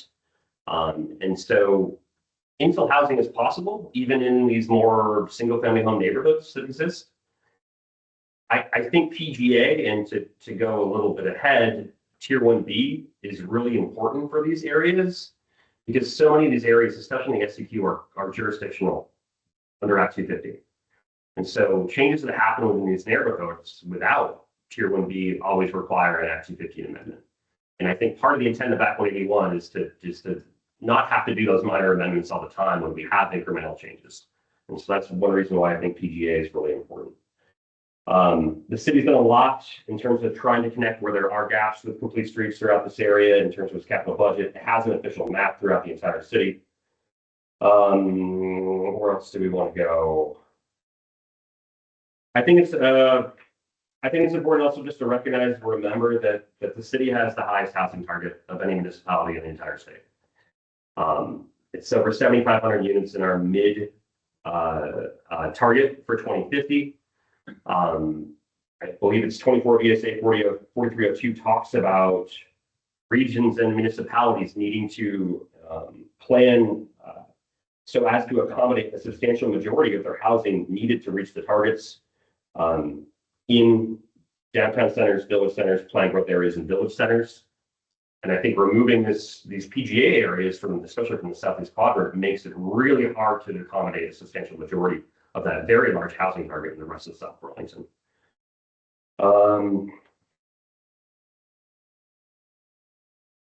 I think we can also connect that to an equitable distribution of environmental benefits and burdens, but for the sake of time, I won't go there. And lastly, I want to remind about the board about 24 VSA 4302B, which talks about the importance of trying to do planning at the most local level possible. South Burlington's done a ton of planning for the past 20 years. I really think we should do what we can to recognize the decisions that they've made that are aligned with smart growth principles. I do want to talk a little more about the environmental benefits and burdens if I could, and I can do that briefly. It's, as you've noted in your draft, this is Kate McCarthy speaking. As you've noted in your draft memo, it's important to, and we heard from our outreach, it's important to provide housing choice in a variety of communities and in a variety of neighborhood types. And South Burlington has done a great job with multifamily housing in its city center. It sounds like it would also like to do a great job of providing housing choices throughout the community for people to access. And so I think that is important in any community, but in South Burlington in particular, with all the resources it has to offer.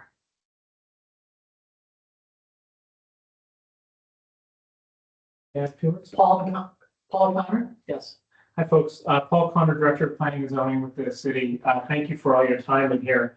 I guess a couple of very high level points, and then I'm happy, maybe you'd like to have a discussion sort of area by area, and I'm happy to fill you in on it. I think, specific to the subject of the southeastern part of the city, I think we acknowledge that it is not a word for word reading of the first definition in statute of villages surrounded by open countryside. That is not what this looks like. That said, when we look at the definitions of different areas and what the intent of each future land use category is, this area has probably had some of the most extensive long-range planning of anywhere in the state. We acknowledge that it's not concentric circles, but the areas that are shown in yellow, green, and teal there, as Taylor noted, have been very intentionally drawn to be supporting wildlife corridors. We've had a lot of soul searching as a community to determine what does it mean to balance these in the context of an area that has some built environment already, and there's been a lot of work to both regulatorily and on the investment side, and working with partners like Vermont Land Trust, Vermont Housing Conservation Board, to conserve wildlife corridors, which isn't neat circles, but it is where the animals move up and down to protect their existence.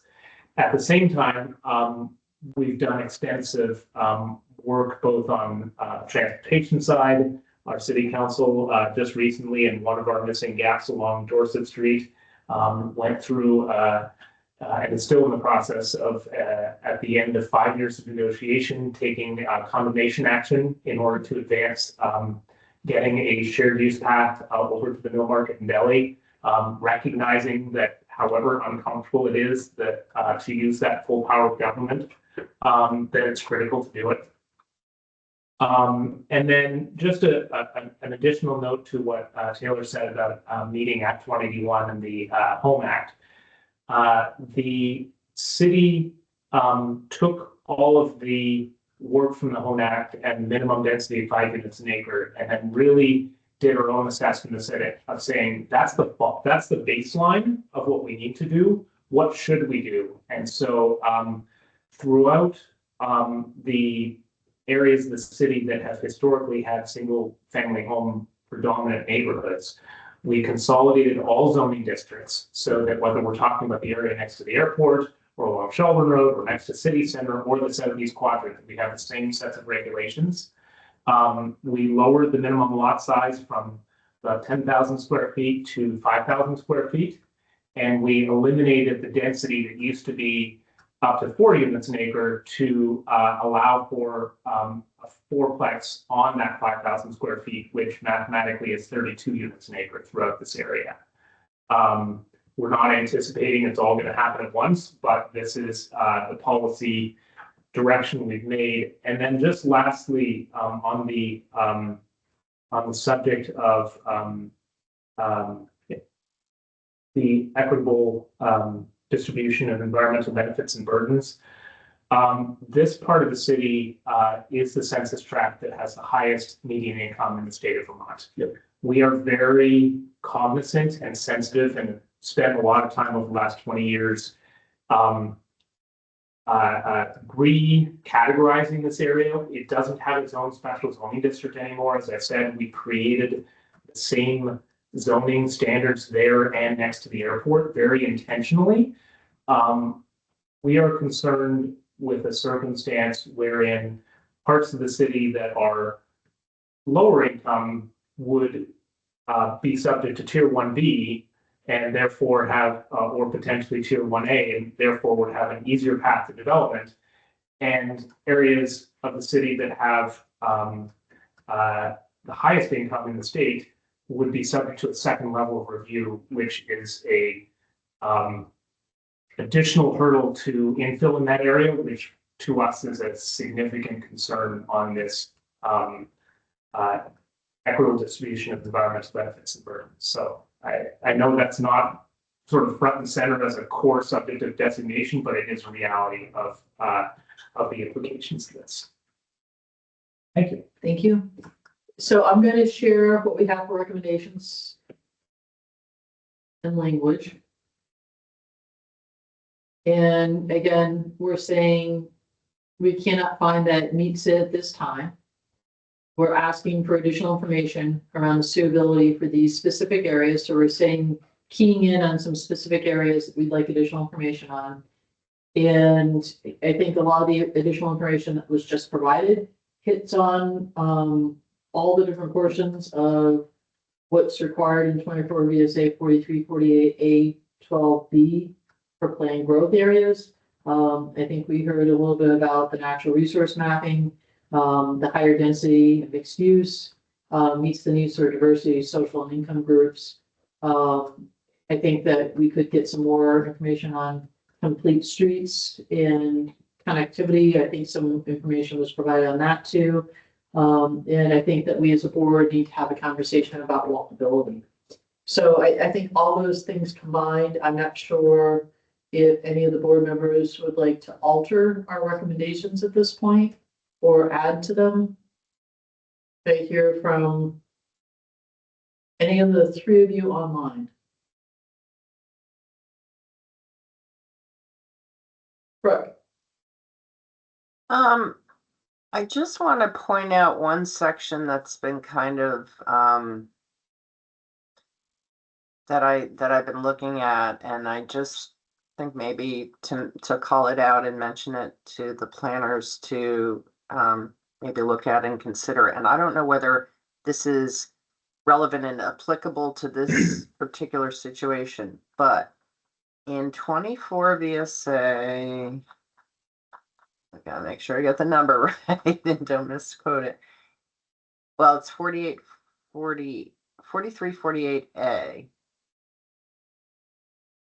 D, I think it is. Hold on. Maybe, let's see.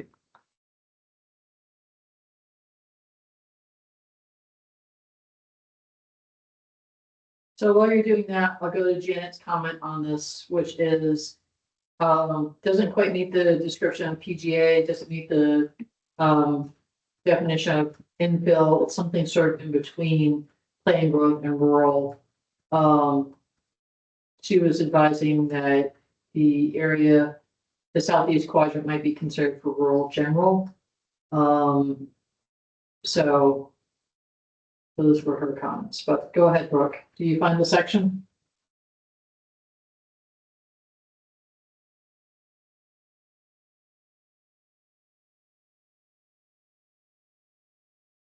Brooke, are you still there? Brooke appears to be Looks like she might frozen. have froze up. Alex, do you want to go? And Kirsten, could you message Brooke to let her know that she's frozen? Yeah, I will. All right, thank you. Yeah, it looks like she bailed off, so maybe she'll come back. Yeah, so I have a few comments. Yikes, might be better for Brooke to be online to hear them, but I don't agree with Janet. I don't think that the Southeast Quadrant belongs in a rural general category. I believe it probably did 20 years ago, and we can't ignore what is there now, and the work that South Burlington has done to connect those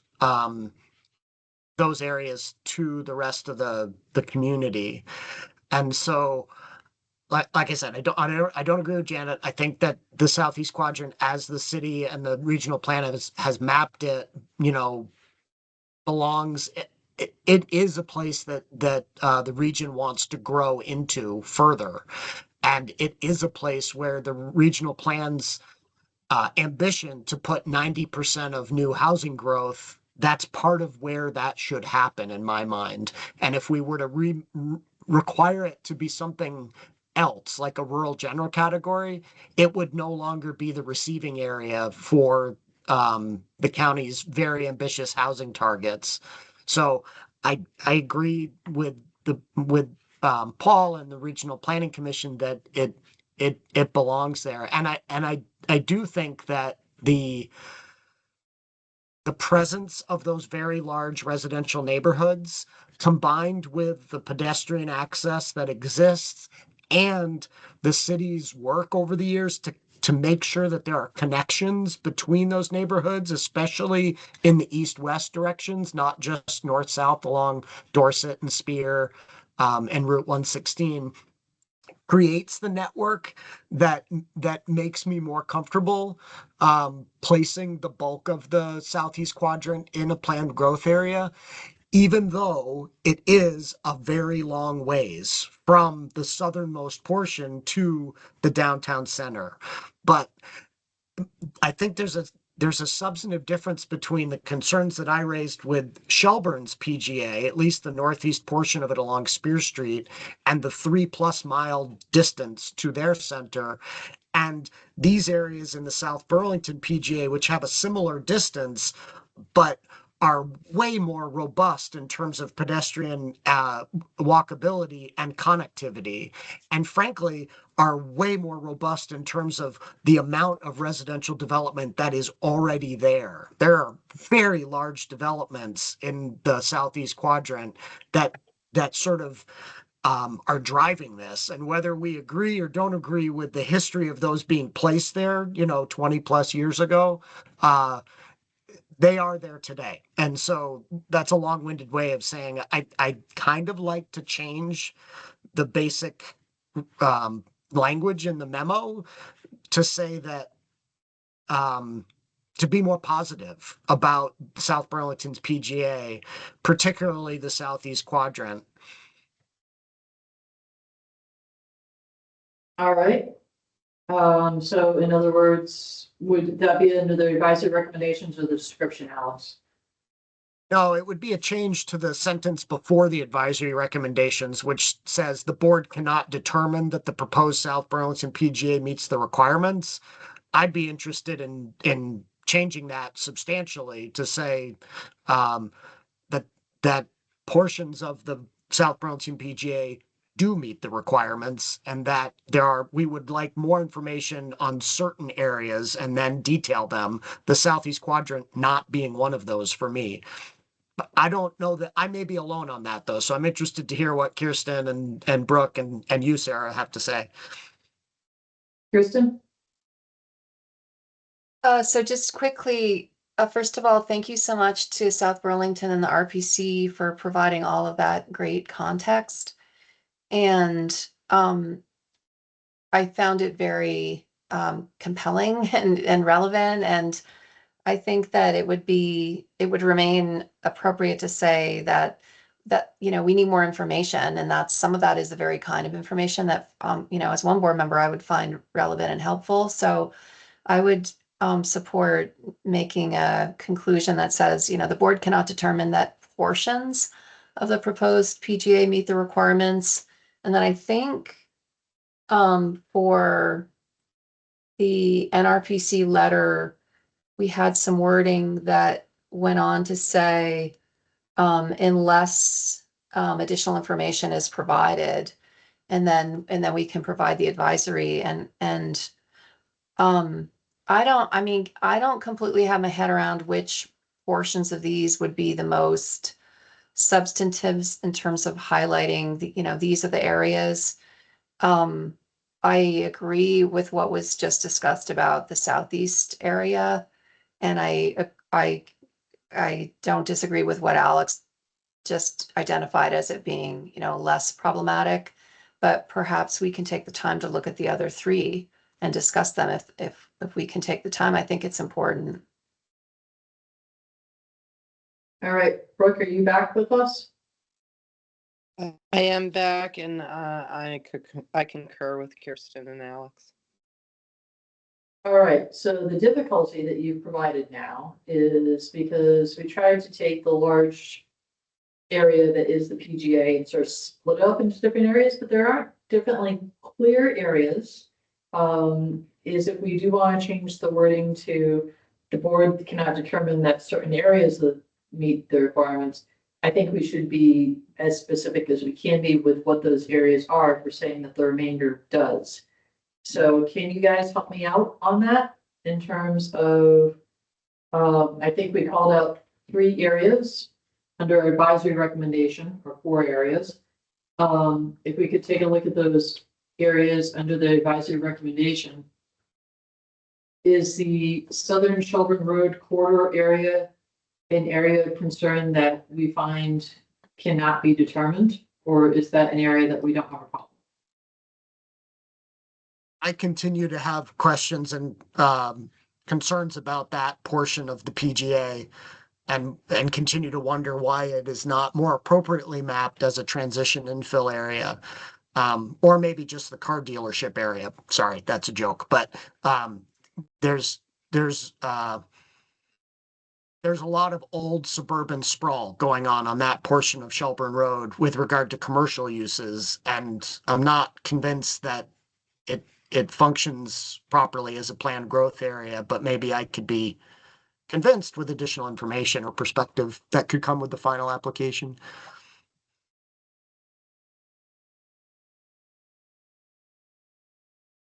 All right, anybody else for the Shelburne Road corridor area?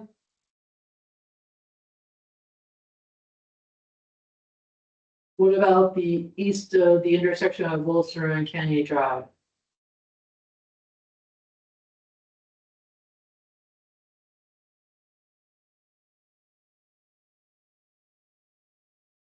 Sorry to be a broken record. That was my original suggestion, and it's the same rationale. It appears to be an area of commerce that might be seems to be more appropriately mapped as transition infill than planned growth. But again, I could be convinced with more information.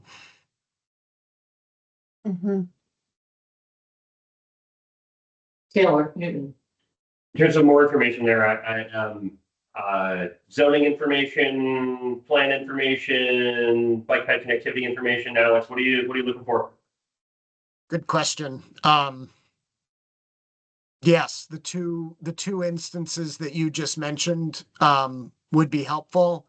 The city has an official map, so Mhm. any information from the official map on planned community facilities within that portion of the Williston Road corridor could be helpful. Yeah, Okay. I mean, there's a lot of innovative and exciting development happening in South Burlington. If something is planned or there's some movement afoot to change the development pattern along that portion of Williston Road, I'd love to hear about it. Um, Paul Connor.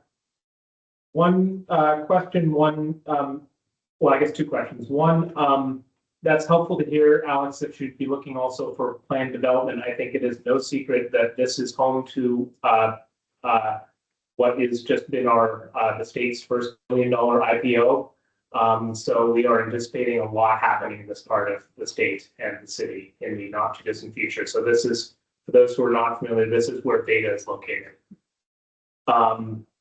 Secondly, just in terms of how, we would be asked to talk about this, or the RPC would be asked to talk about this. I guess I'll just say, because I can't think of a better way to say it. How does this area function differently in terms of future, or what is the challenge in this area on the South Burlington side that is not a comment on the Williston side from a planned growth area? We haven't gotten to Williston yet. Oh, right. Okay. Well, then I'll just say that. But I guess from a regional perspective and working with the RPC and working with our colleagues over in Williston, we collaborate a lot in this area. So just would like to flag that as we think about this area on both sides of the community, we've been trying to be very cohesive, recognizing that, town boundaries are not necessarily economic development or functional boundaries for how people use places day in and day out. That's all I'll say for the moment. Yeah, and Paul, I'll just tell you that when we get to Williston, I think there may be comments about not just the Williston Road corridor, which is the common connector, but also Shunpike Road and Marshall Ave, and the appropriateness of those being mapped as planned growth areas versus other types of future land use areas that could be more appropriate. Yeah. All right, so I have been wordsmithing as we've been talking. And we can go through the southeast quadrant as well as the area on South Y-9 and Heinsberg Road. But it would seem if we could change this, say the following portions of the PGA area, we cannot find at this time meet the requirements, but the remaining PGA area meets the requirements for the planned growth area. I'm seeing one head nod. Is that a thumbs up? Brooke, how say you? Yep, that's fine with me. All right, so we can move on unless any of the board members have anything else on South Burlington. Well, just to be clear, Sarah, I gave you a thumbs up, but honestly, my real recommendation was in that list of 4 areas that we cannot determine, I would actually remove number 3. I would remove the southeast quadrant. I feel like the conversation today, just the ability to look at a map and understand where sidewalks are, connectivity between neighborhoods, makes me feel like that portion of the PGA does meet the requirements. So I would delete it. But again, I don't know if I'm alone on that. So I don't want to drive the change without Kirsten and you and Brooke agreeing. Oops. I agree with you, Alex. Okay. Kirsten, I'm okay with omitting the southeast quadrant based on, the further discussion today. I just would note, for what it's worth, there's quite a bit of wetlands through that area that I think will limit its, will likely limit its capacity to support housing.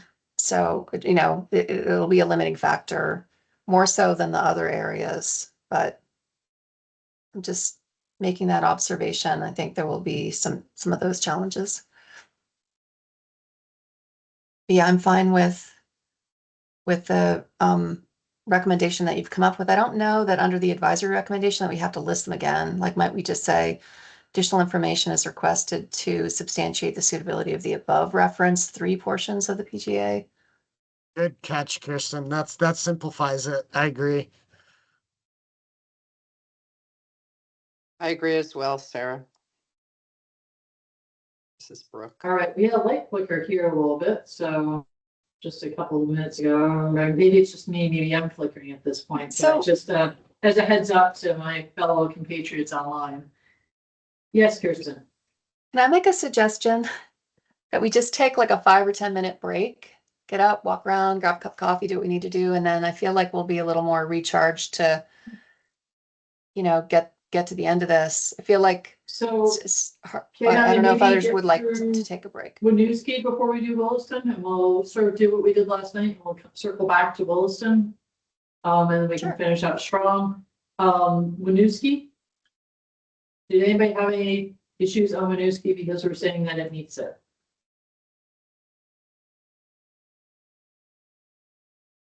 I'm hearing none.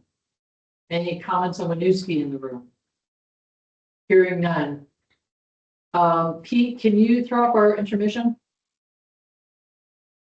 And we'll take a 5-minute intermission. And we'll come back at 11:11. Yep, working on it now. All right, perfect. Thank you so much.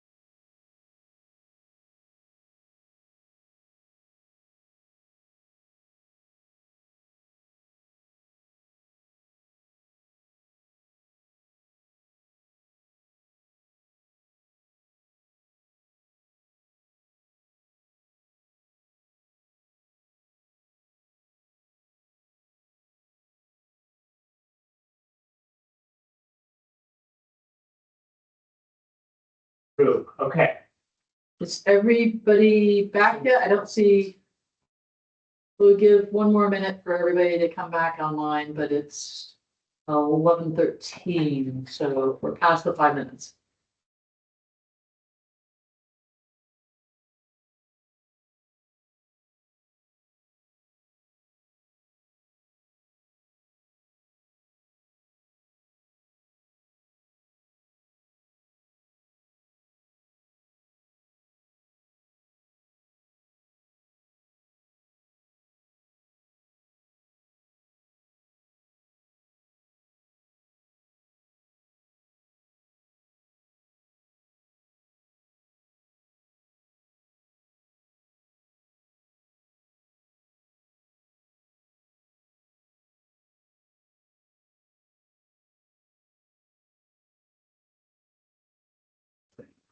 Now it's gonna be super loud. Is everybody back yet? I'm seeing cameras still turned off by my board members. Oh, Alice. Perfect. All right, Alex, as soon as we get one more board member, I'll start sharing my screen and we'll start back in. I'm here, Sarah. And we All right, are Brooke. definitely without power. Well, So thank you for persevering. I may have to switch phones because I don't have a huge battery on this one, but if I duck out again, I will come back. All right, so I'd like to go to this first and say we are saying right now, I will show the map here in a minute, but we are saying that the Williston PGA meets the requirement. Let me just go to Janet's comment here. I think that and fix that. So let me go to. Just going to share my screen instead here and go back to the map. And so this is another PG area that had a bit of homework assigned. We had some thoughts about maybe including whole parcels, and we had mentioned along Marshall Ave in Williston. This is the proposed downtown area. And as you can see, the PGA area, here's the interstate. Here's Taft Corners at the intersection of Route 2 and 2A. And here's their village area with their town offices and schools. And the PGA is basically everything north of the interstate that is not either a village, downtown, or the sort of rural area. I think that's out by the river and the Essex border. So is there an area board members would like to go to first? Alex, you mentioned that you had an area. Yeah, it's the western portion of the PGA, west of the downtown along. If you put the roads layer up, you'll see the road names when you zoom in far enough so people can have them for reference. It's under base map data. If you scroll, yeah, click on roads. It's this Shunpike Road, Marshall Ave, even portions of Route 2, Williston Road. And you know, I hate to ask for some education, but maybe fellow board members can help educate me because I keep reading the description of a planned growth area, and I know the legislature's intent was to allow enterprise areas that are to be incorporated into them, but you know, these areas in Williston, especially along Marshall Ave, there's not a mix of uses there. And I don't think there's a plan for there to be a mix of uses. And when I say mix, I mean residential and non-residential. There certainly is a mix of commercial and industrial uses, but I don't see housing going in these areas. And so to me, it feels like if they want to transition into that, then it makes more sense for them to be mapped as transition infill areas. And if they don't want to be transitioned into that, then it makes more sense for them to be mapped as an enterprise area. So happy to have conversation about that, but I'm just a little stuck on areas like this where there is, there's no attempt to have a complete street. There's no design to have, a vibrant community or pedestrian streetscape. These are large scale industrial use areas.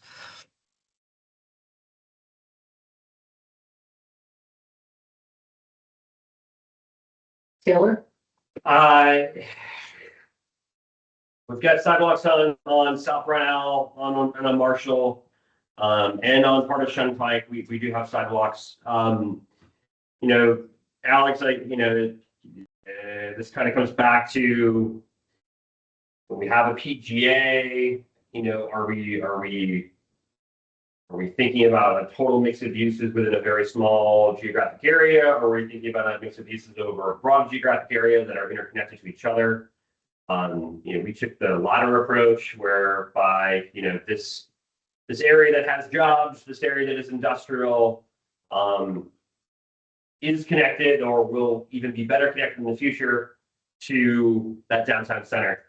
And those areas where we're going to have a lot of housing in the future. And so that's our justification as to why this is PGA. I certainly think you're raising questions that are reasonable.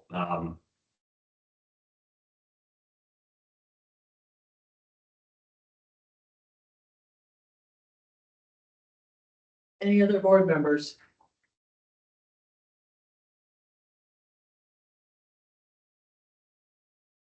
I'm thinking on it, Sarah. I'm looking at going back to the definition. In the BAFTA methodology, I think was a little bit more explicit on this in terms of saying that enterprise areas, if they're adjacent to or within, could be included in PGA areas, that they didn't need to be separate. So I think that's where it tried to provide some greater specificity than what you're seeing in 24 VSA.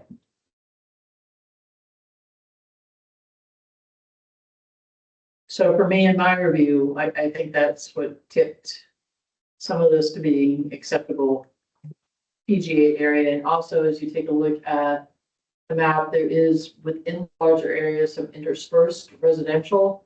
Some of it's pre-existing, but again, given that ability to potentially infill greater within the area.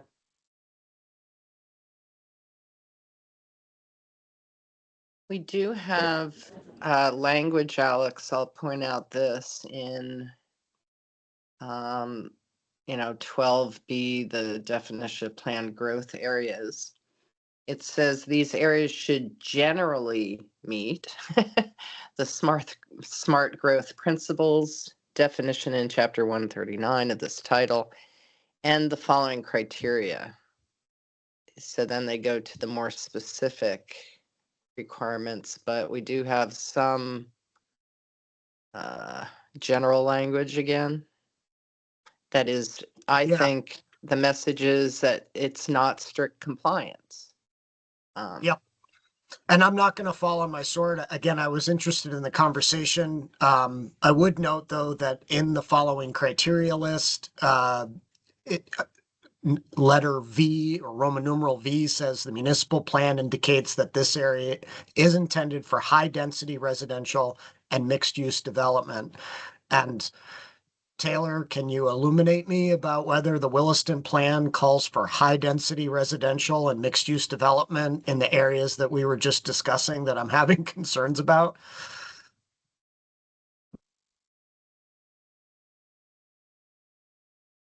Depends on how broad of geography we're looking at. We've got I got you. Certainly there are a mix of zoning districts within this Shunpike Brownell area, and some allow for residential, some do not. But it's that culmination of those mixed uses, even if they're in separate districts, that to us meets that definition of PGA. The only other thing I'll point out to you is just in the description of PGA, planned growth area, up top in the statute, it does talk about high concentrations of population, housing, and employment in each region. And to us, the Shunpike, Brownell, Western Marshall Lab gets that employment piece of the PGA description. So something that I'd like to sort of bring us back to is with the future land use map viewer, we have the different zoning districts in it. And when you really take a look at what Toy VSA says, it says the municipal plan is something that we should be looking at, not necessarily the zoning. And I think that's something that we've asked for additional information on in potentially changing the map viewer to have some of the future land use areas of municipalities reflected. Williston was one that some of our commenters noted might not meet because they're in the process of readoption. So we have a brand new Williston plan here to work with that perhaps has not had the chance to be implemented, given that it's less than a couple months old. And so I think this is an area where we could ask for additional information. And I think that would be suitable to ask for additional information about what the municipal plan says for meeting these requirements. Would that be, I'm going to toggle off the screen for a minute and go back to the Word doc. Hopefully everybody can continue to see that. And we'll make an advisory recommendation. Yeah, and I'm fine with that. And the general statement that it meets the requirements. Like I said, I'm not gonna blockade that. I'm okay moving forward. I just want to note for the record that as some, again, this is my county. I live here. I grew up here, and I think anyone who's familiar with this area would be similarly wondering why the Industrial Ave area combined with the Shunpike Road, Marshall Ave, Boyer Circle area is in the same future land use area as, the portions to the east of the Williston Downtown Center, which are, almost wholly residential. They're very different areas. And if for the purposes of the new world that we live in, they get to be in the same future land use area, I'll live with it. But that's all I'm trying to say.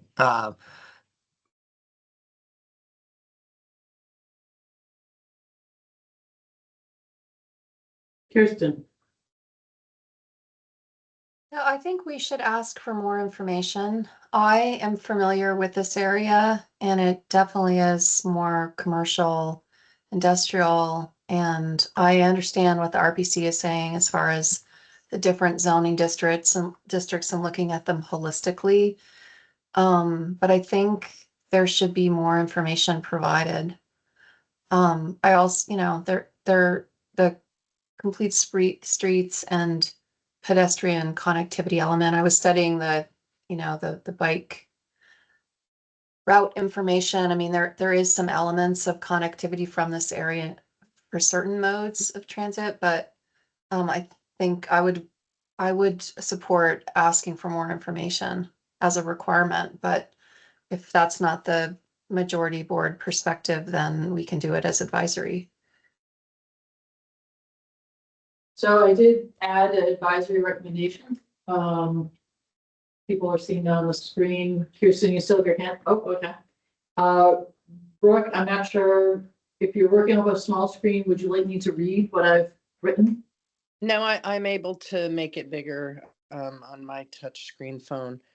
I think that I appreciate Kirsten's position on this, and I think I would feel more comfortable asking for more information and not yet coming to the conclusion that it meets. I am interested in the holistic argument. I think, the question is this, does each and every inch of a PGA have to be mixed use, or do we maybe incorporate things that together, create the diversity that we're looking for? And I think the focus on this is an employment area. So functionality of how this would be able to be used and whether there's benefits could be, realized. through a bit of a different horse of a different color, maybe. So are we So- as a board saying that we cannot find that party of the PGA area meets the requirements for a planned growth area? I think that's Are we what Brooke switching and that? Kirsten are getting to, yeah. I mean, what do you think, Alex? Is that?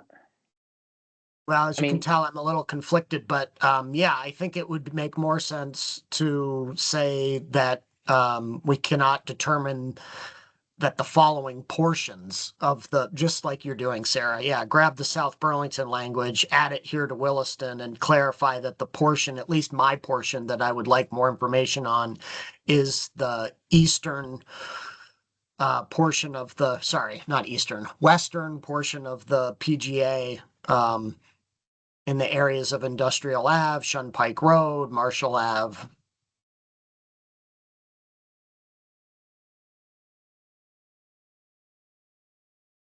And Brooke, your point, you're not a planner and you're talking like one, so way to go. The idea that we should be thinking holistically about the overall area and not just every inch, I think is really a good point and tempers my desire to even be a sticking point on this front. But so yeah, I think that with maybe some more input from the new Williston Town Plan, perhaps we can put this to bed either ahead of final or at the final review.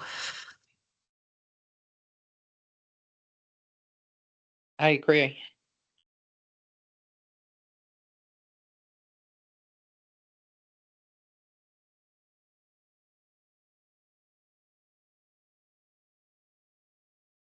And did we say on South Burlington that the remainder of it does, we just said that we can't find that the following portions, the board finds the remaining.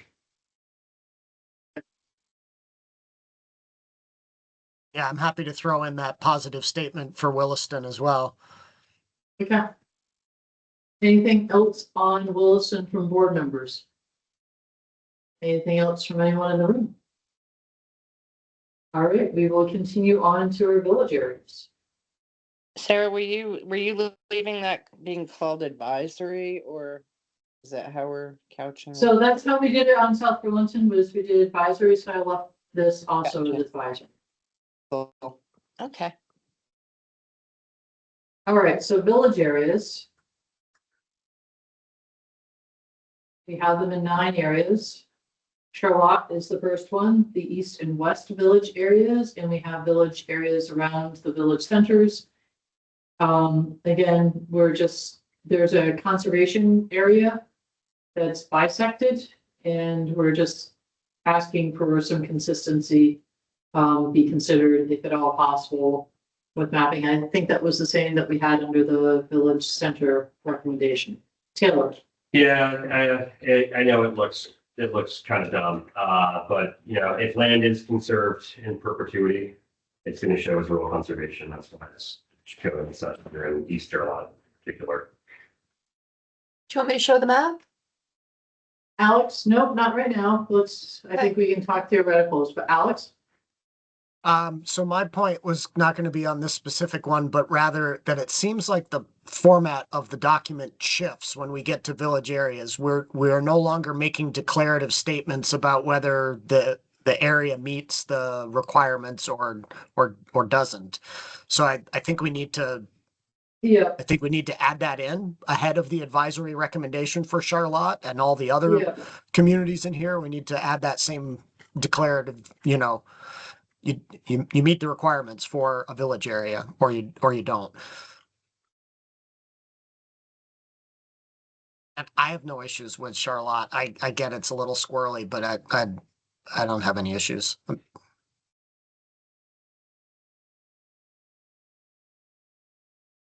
I agree.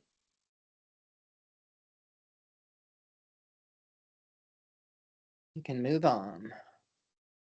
That sounds completely redundant, and I apologize. Part of this was changing the show as we went, and so let me just make sure. I think there might be some better language I can pull in. Maybe under villages, the area meets the requirements. All right, both areas meet the requirements.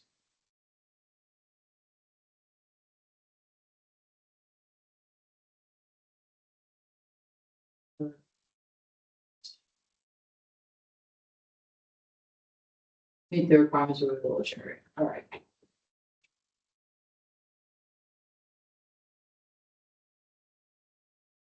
We also took out enumerating all the areas, but that's all right. I'll leave that in. All right. Anything else on Charlotte? Do we want to delete the advisory recommendation or leave it in?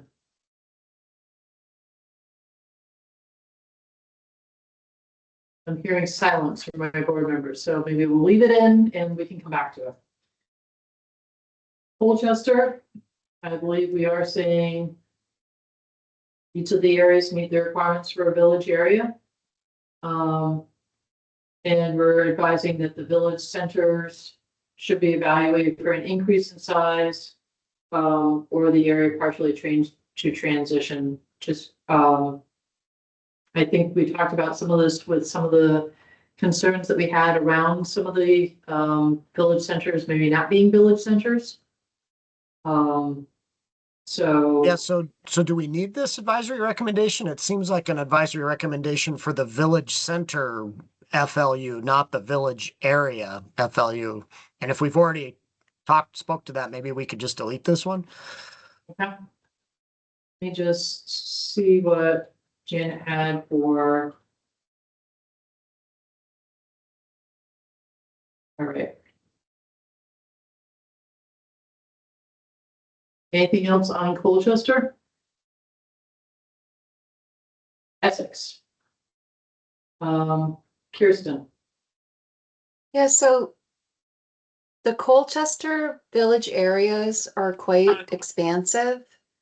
And I think that we did land on, some outstanding questions with respect to placement of the Colchester village centers that will have relevancy to how the village areas are mapped. And I'm just kind of looking at the statutory definition that prescribes that the village areas be typically composed of a cohesive mix of residential, civic, religious, commercial, and mixed-use buildings arranged along a main street, intersecting streets that are within walking distance for residents who live within and surrounding the core. So I know we've talked about this with respect to some other village areas, but I think that they're just too expansive as mapped in Colchester. And I don't know what other board members thinks. I don't think they meet the requirements.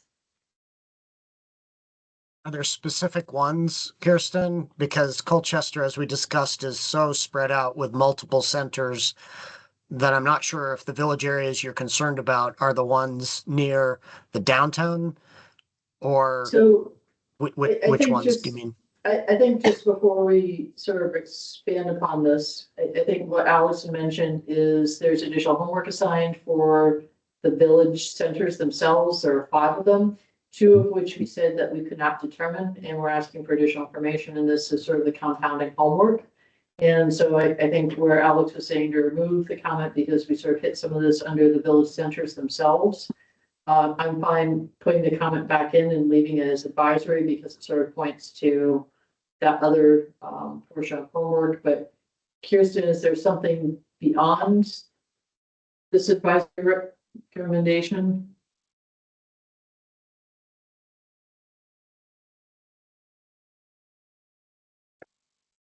Oops, sorry about that. I think that we need more information to support that they meet the statutory requirements. I just don't see that they do in all areas.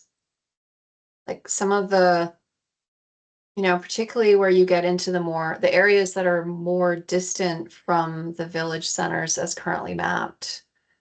And I think, yeah, it starts with, map out the village center and verify that that village center meets the requirements. And then, so I think, like I said, I think it's quite expansive. Is there a particular area you'd like me to zoom in on? Do you want me to share my screen? I'm happy driving if you want to tell me where to zoom So into. if you go out towards Mallett's Bay,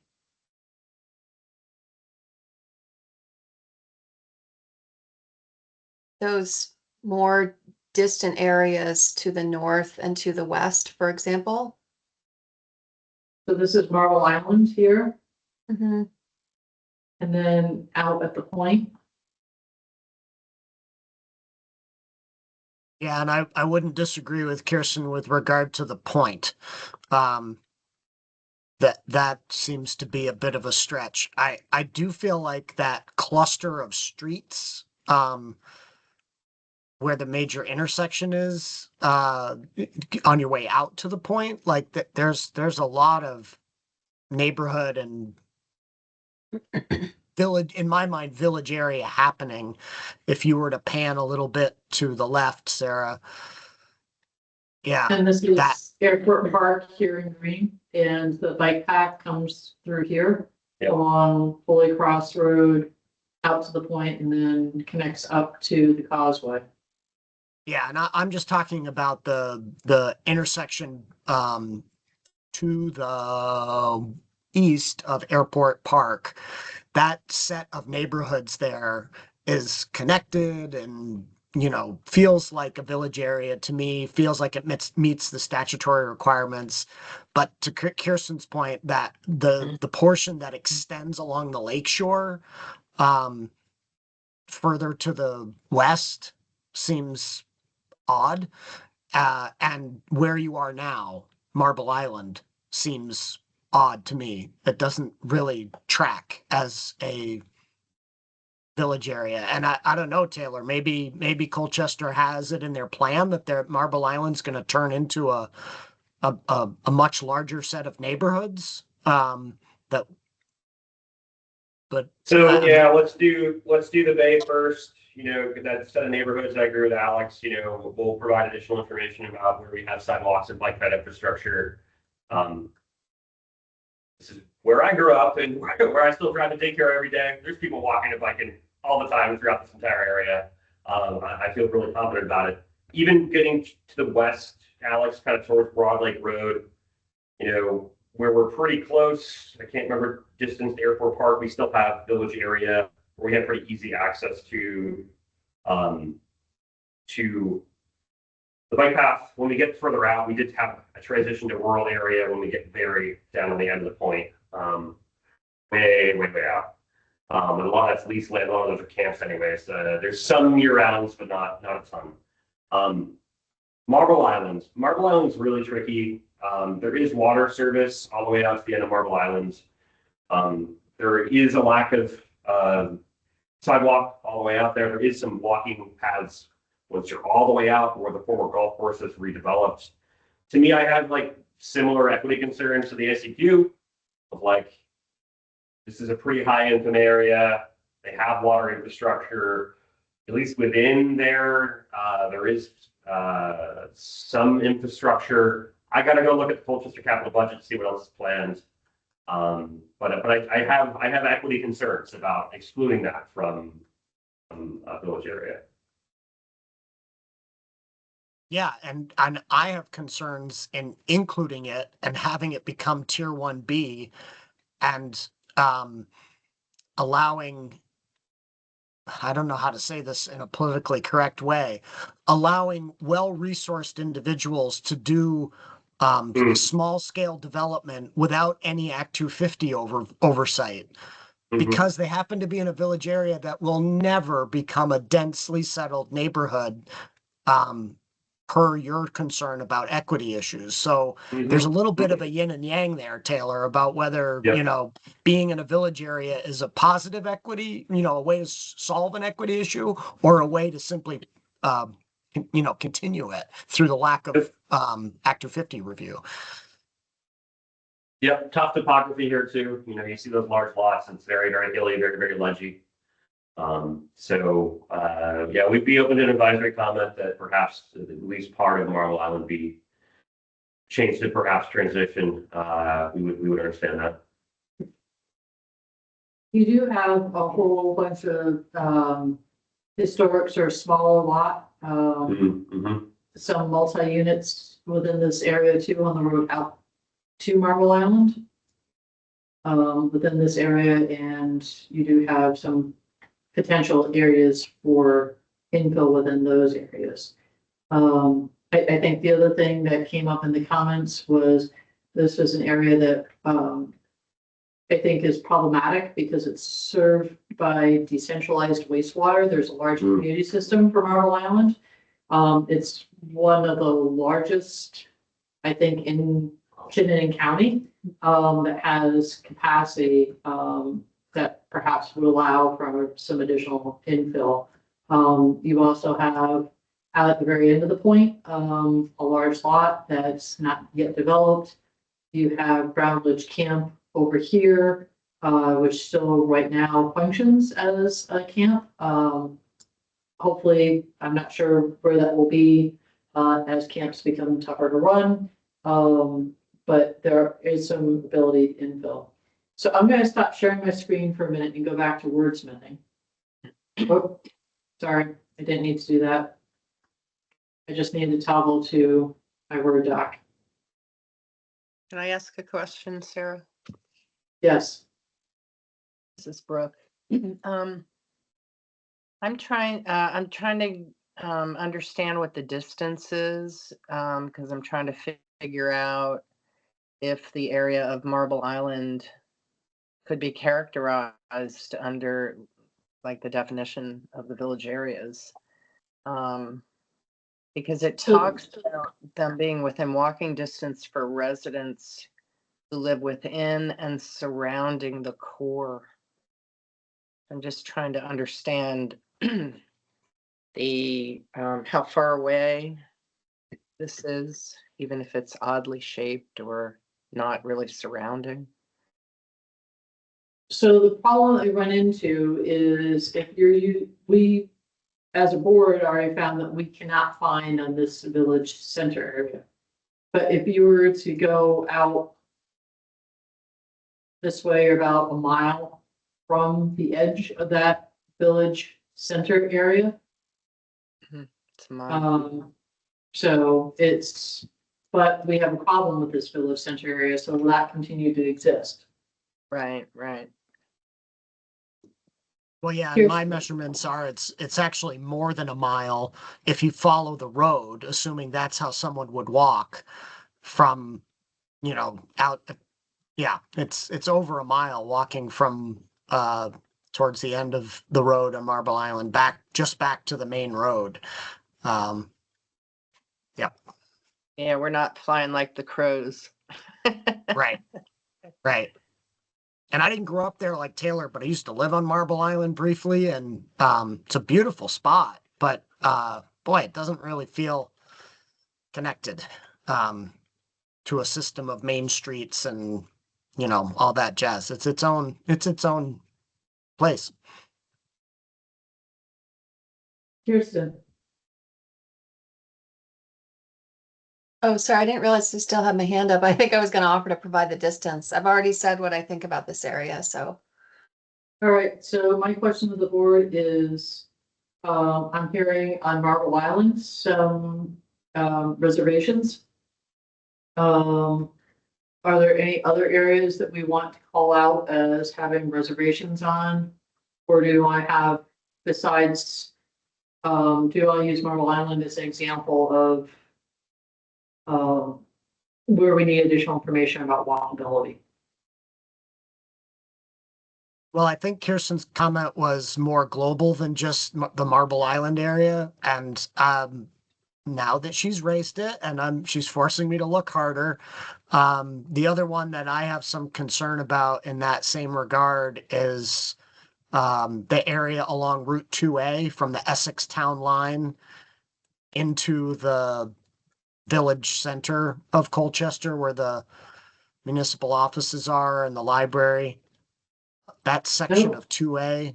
No, the municipal offices are not there. I'll go Oh, back to sorry, the I'm sorry, not the municipal offices. Again, you'd think I'd know having been here so long, but I get mixed up. Right, this is the area with the library and a great creamy stand. Yeah. It is the old meeting house, to your credit, Alex. But you're talking about this portion of 2A east of the village center where Yeah. the library is. Yeah, I think Kirsten's concerns are pretty significant, are well taken in that portion of the 2A corridor. Sarah, Bill. you worked there for a long time. Wouldn't you agree? Is that section of 2A a pedestrian friendly complete street where neighborhoods are blossoming and it represents a village area? I'll answer that after Taylor has his hand up, so I'll call on him. I'll feel free, I will try to shield Sarah from answering that question. We struggled a lot with this area, Alex, in working with the town about what category should be placed in. We are open to an advisory recommendation about, that area east of the village on 2A, perhaps being a transition category. I think that's a reasonable advisory recommendation. Speeds get higher there. There isn't any bike ped infrastructure right now on 2A east of the village. I want to look at the capital budget to confirm there isn't anything planned. Colchester's done a really great job, getting bike ped infrastructure over the past 30 years, but I'm just not aware of anything planned in this particular area.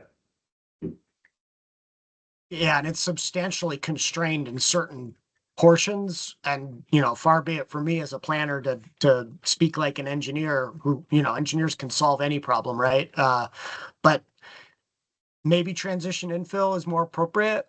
Maybe rural general is also more appropriate, similar to how it's mapped in the adjacent areas along Sand Road and Depot Road and such. I know it's a different dynamic from 2A because that's a state highway, but yeah. It's got water. Gotcha. So it's like that's the one thing Yeah. But in terms of Kirsten's general concern about, distance from village areas into centers, the nature of a main street, access to a main street and connectivity, I have far less concern about that in the area we were talking about before, not Marble Island, but the other areas over in that part of Colchester than I do here to the east of the village center along 2A, just because it's a dangerous place to be if you're not in a car. If I can interject real quick too, Kirsten, I just want to point out that, that the area we were talking about way out by Airport Park and the Burlington Bike Path, that area is fully connected to this other village we're talking about way on the other side of Colchester, through multi-use paths and sidewalks. And so a lot of Colchester is very well connected to each other, at least on this one big pathway. But there are some some gaps in other parts of town. So your point is well taken. Kirsten. So Sarah, thanks for doing such a great job as our scribe here. I guess I just wanted to say that for me, for Marble Island, it isn't just the walkability. Is it comprised or planned to be comprised of that cohesive mix of, residential, civic, et cetera. And I think I would be looking for more information about that. And then my second kind of a mention would be, I think that we need to determine, are we saying that, is it like, Williston? There are certain areas that, based on currently available pre-application submittal, we cannot determine until this additional information is provided. So it's not just, it for me, it meets the requirements and then we have these sort of advisory comments. I think some of it doesn't meet the requirements unless the following information is provided, that kind of thing, unless additional information is provided. So I don't know. So I will say that in the other areas where we're saying that we cannot determine, we are still asking for advisory. We generally have shied away from required revisions. Yes, So because we don't want to be prescribing how that lack of information is met or concern is met, or just flagging. But you have in the draft each. Going back to the map is, I think what I'm hearing for is the board's concerns with some of these various different periphery areas, whether it's Marble Island, maybe out on the point, maybe along 2A, And so it's sort of hard to call out all these periphery areas, say these areas, we cannot determine these areas meet. That will take a bit. So if we feel very strongly that we cannot determine, I think we're going to have to work through this a little more to be more specific. Or we can leave it at it meets and we'd like additional information. No, I'm okay being more specific if Kirsten's all right with us identifying those particular areas that we just discussed, which I think were 3. Which And three? having Marble a- Island, Yes. I'm missing the third. The point. Well, I don't know how else to describe that. The point area. And The I'm point okay area- with that westernmost area now that we've discussed it further and looked at this, the street network and the parcels more closely. Like it's the Marble Island and then that other eastern area, Alex, that you were describing. Gotcha. So no, right now Yeah, we're down to that- 2, Sarah. Just I think. Marble Island and 2A east of the village center. So it feels like we could take the South Burlington language, and say does not meet in these particular areas. The remainder of the village area meets.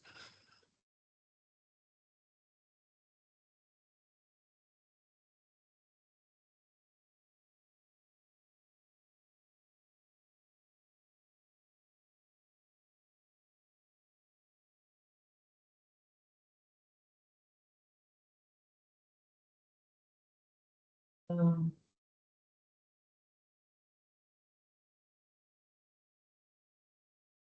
And then what do we have for?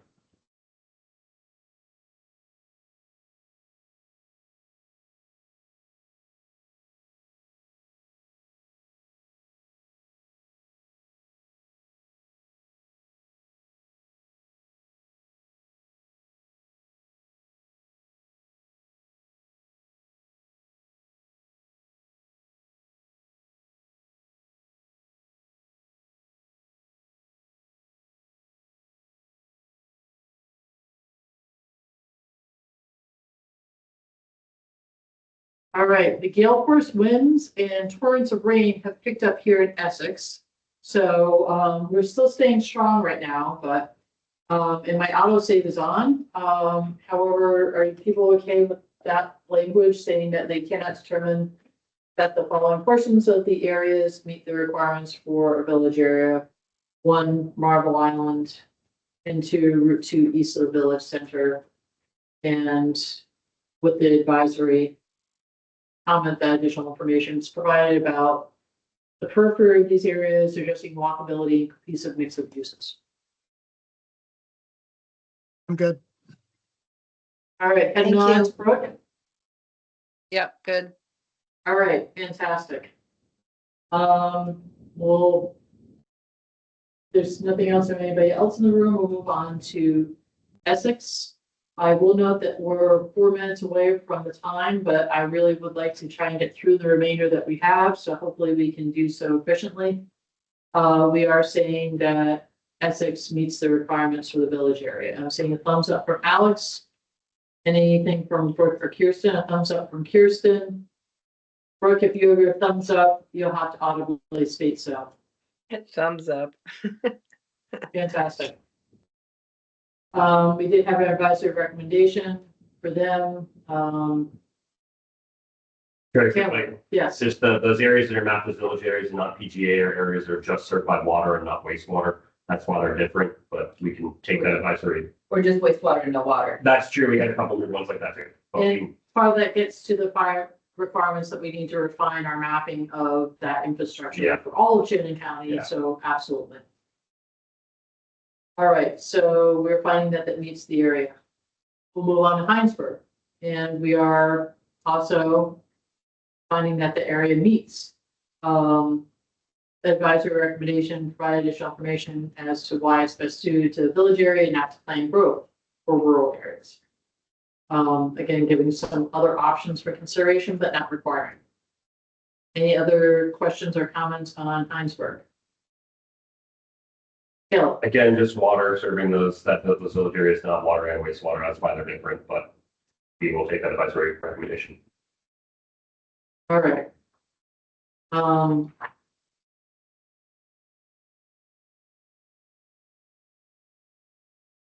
And we're saying also in Huntington that it meets the requirements. We have an advisory recommendation that, there's a bit of a linear nature. In the southern village center be examined to perhaps expand from the road corridor. Let me just go to Janet's comment here. It's a resolved comment. Anything under Huntington from the board?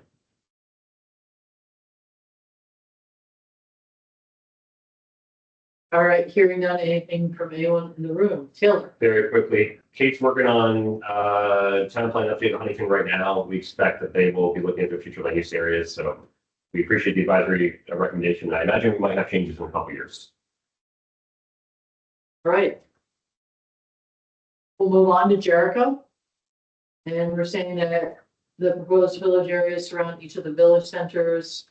Again, we're saying, oops, we need to use this one up above.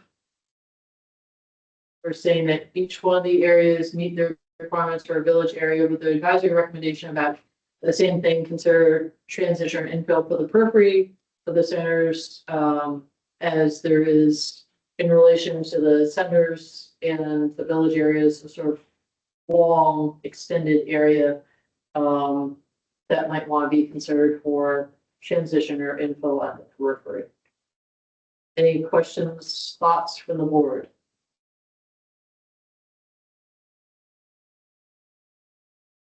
You're all being very quiet now, but you're still moving, so you're not frozen, so. We're good, Sarah. Keep going. We're trying to help with Okay. efficiency. Move on. All right. St. George, we're saying, the proposed village center meets the requirements. So all go with that, nothing there. And I think on Underhill, we're also saying those meet it, and Jericho, we're also, or sorry, Westford, we're also saying it meets it.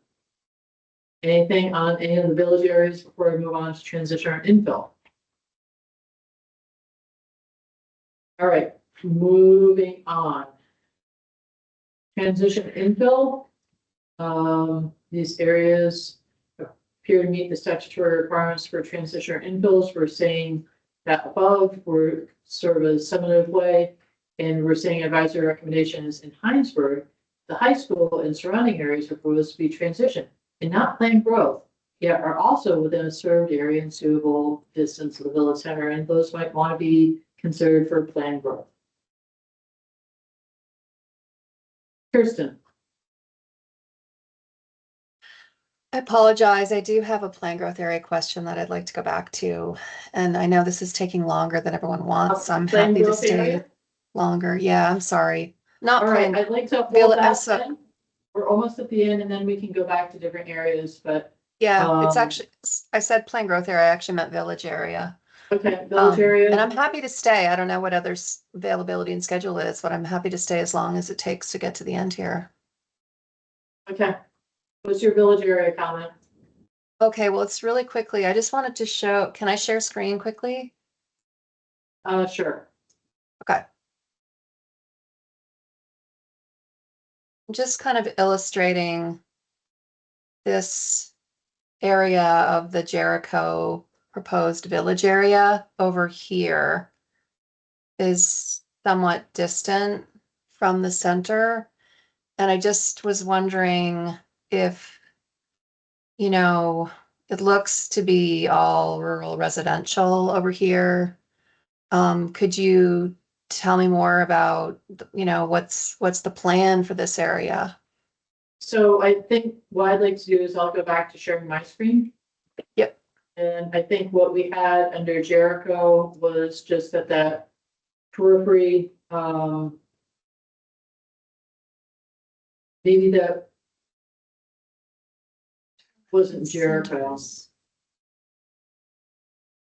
Maybe that was another area. I thought that was Jericho that we had, that it was, might be best as transition areas. That was not a recommendation, but we did have, again, that sort of expansive periphery area.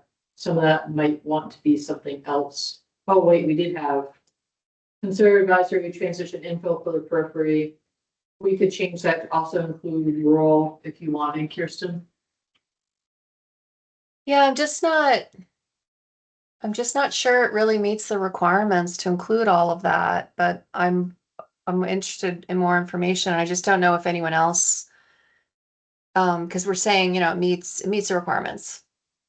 But we are saying that please consider transition, and it was about a mile. But Taylor, I think would like to address that. Maybe this alleviates some concern, and I'm sorry we failed to tell you this on December 1st, but Jericho in their capital budget is planning for a sidewalk on 15 between the Jericho Corners and Riverside area. And so in some way, that's going to provide easier walkability from those neighborhoods to centers. So we will provide that information to you. And this area is also around water. That's the only other thing I'll say for the sake of time. I will add something for the sake of time.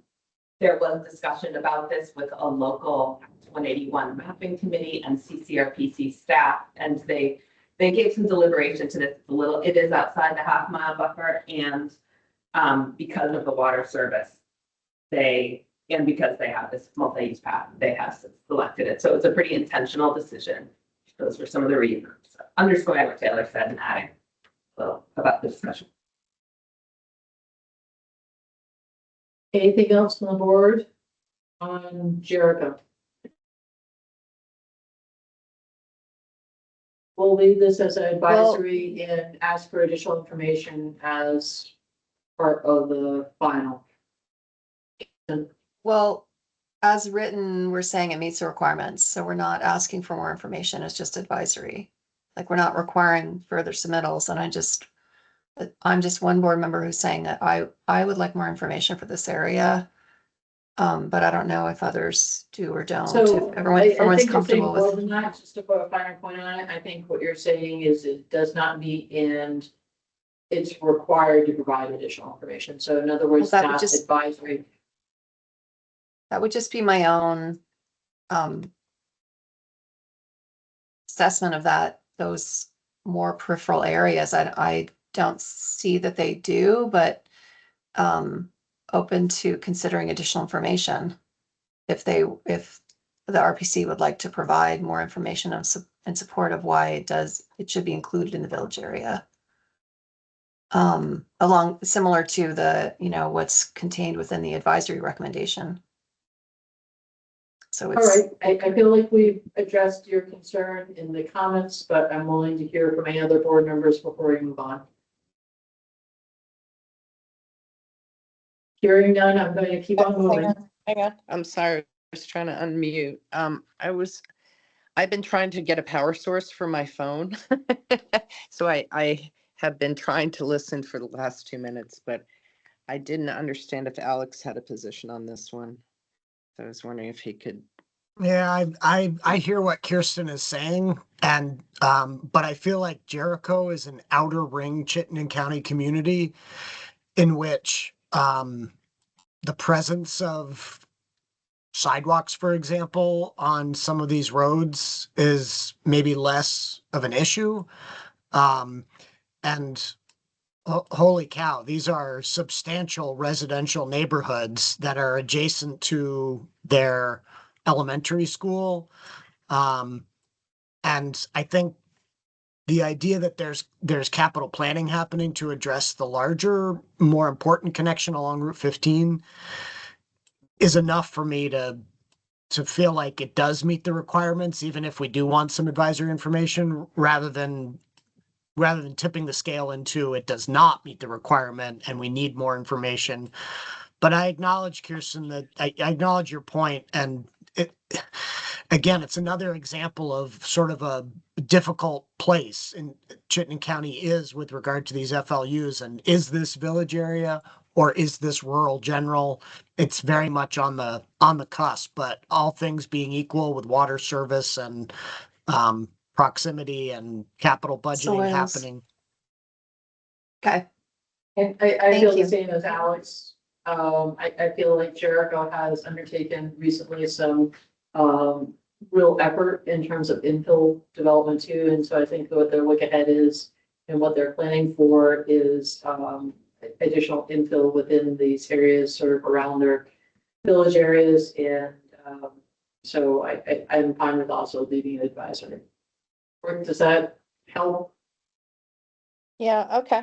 I'm okay with that, but I do appreciate Kirsten's point. Absolutely. I'm going to go back to the transition infill area that we already reviewed. Did any board members have any comments under transition or infill areas? Any comments in the room for transition infill areas? Well, I have to say one thing because I used to be in Heinsberg and the advisory recommendation speaks to Heinsberg. There is a reason why the area around the high school is not part of the village center. And it's because the high school is the anomaly there. There is some pedestrian connection along the side of near the high school, but not a lot. And yeah, the community's made a choice to not expand the village growth area, the village center, into that portion of town. So it's not that the advisory recommendation shouldn't stand. I just wanted you all to know that there was intentional planning to exclude that area from the village center at the municipal level. And I was part of that. So a little bit conflicted, but just giving you background.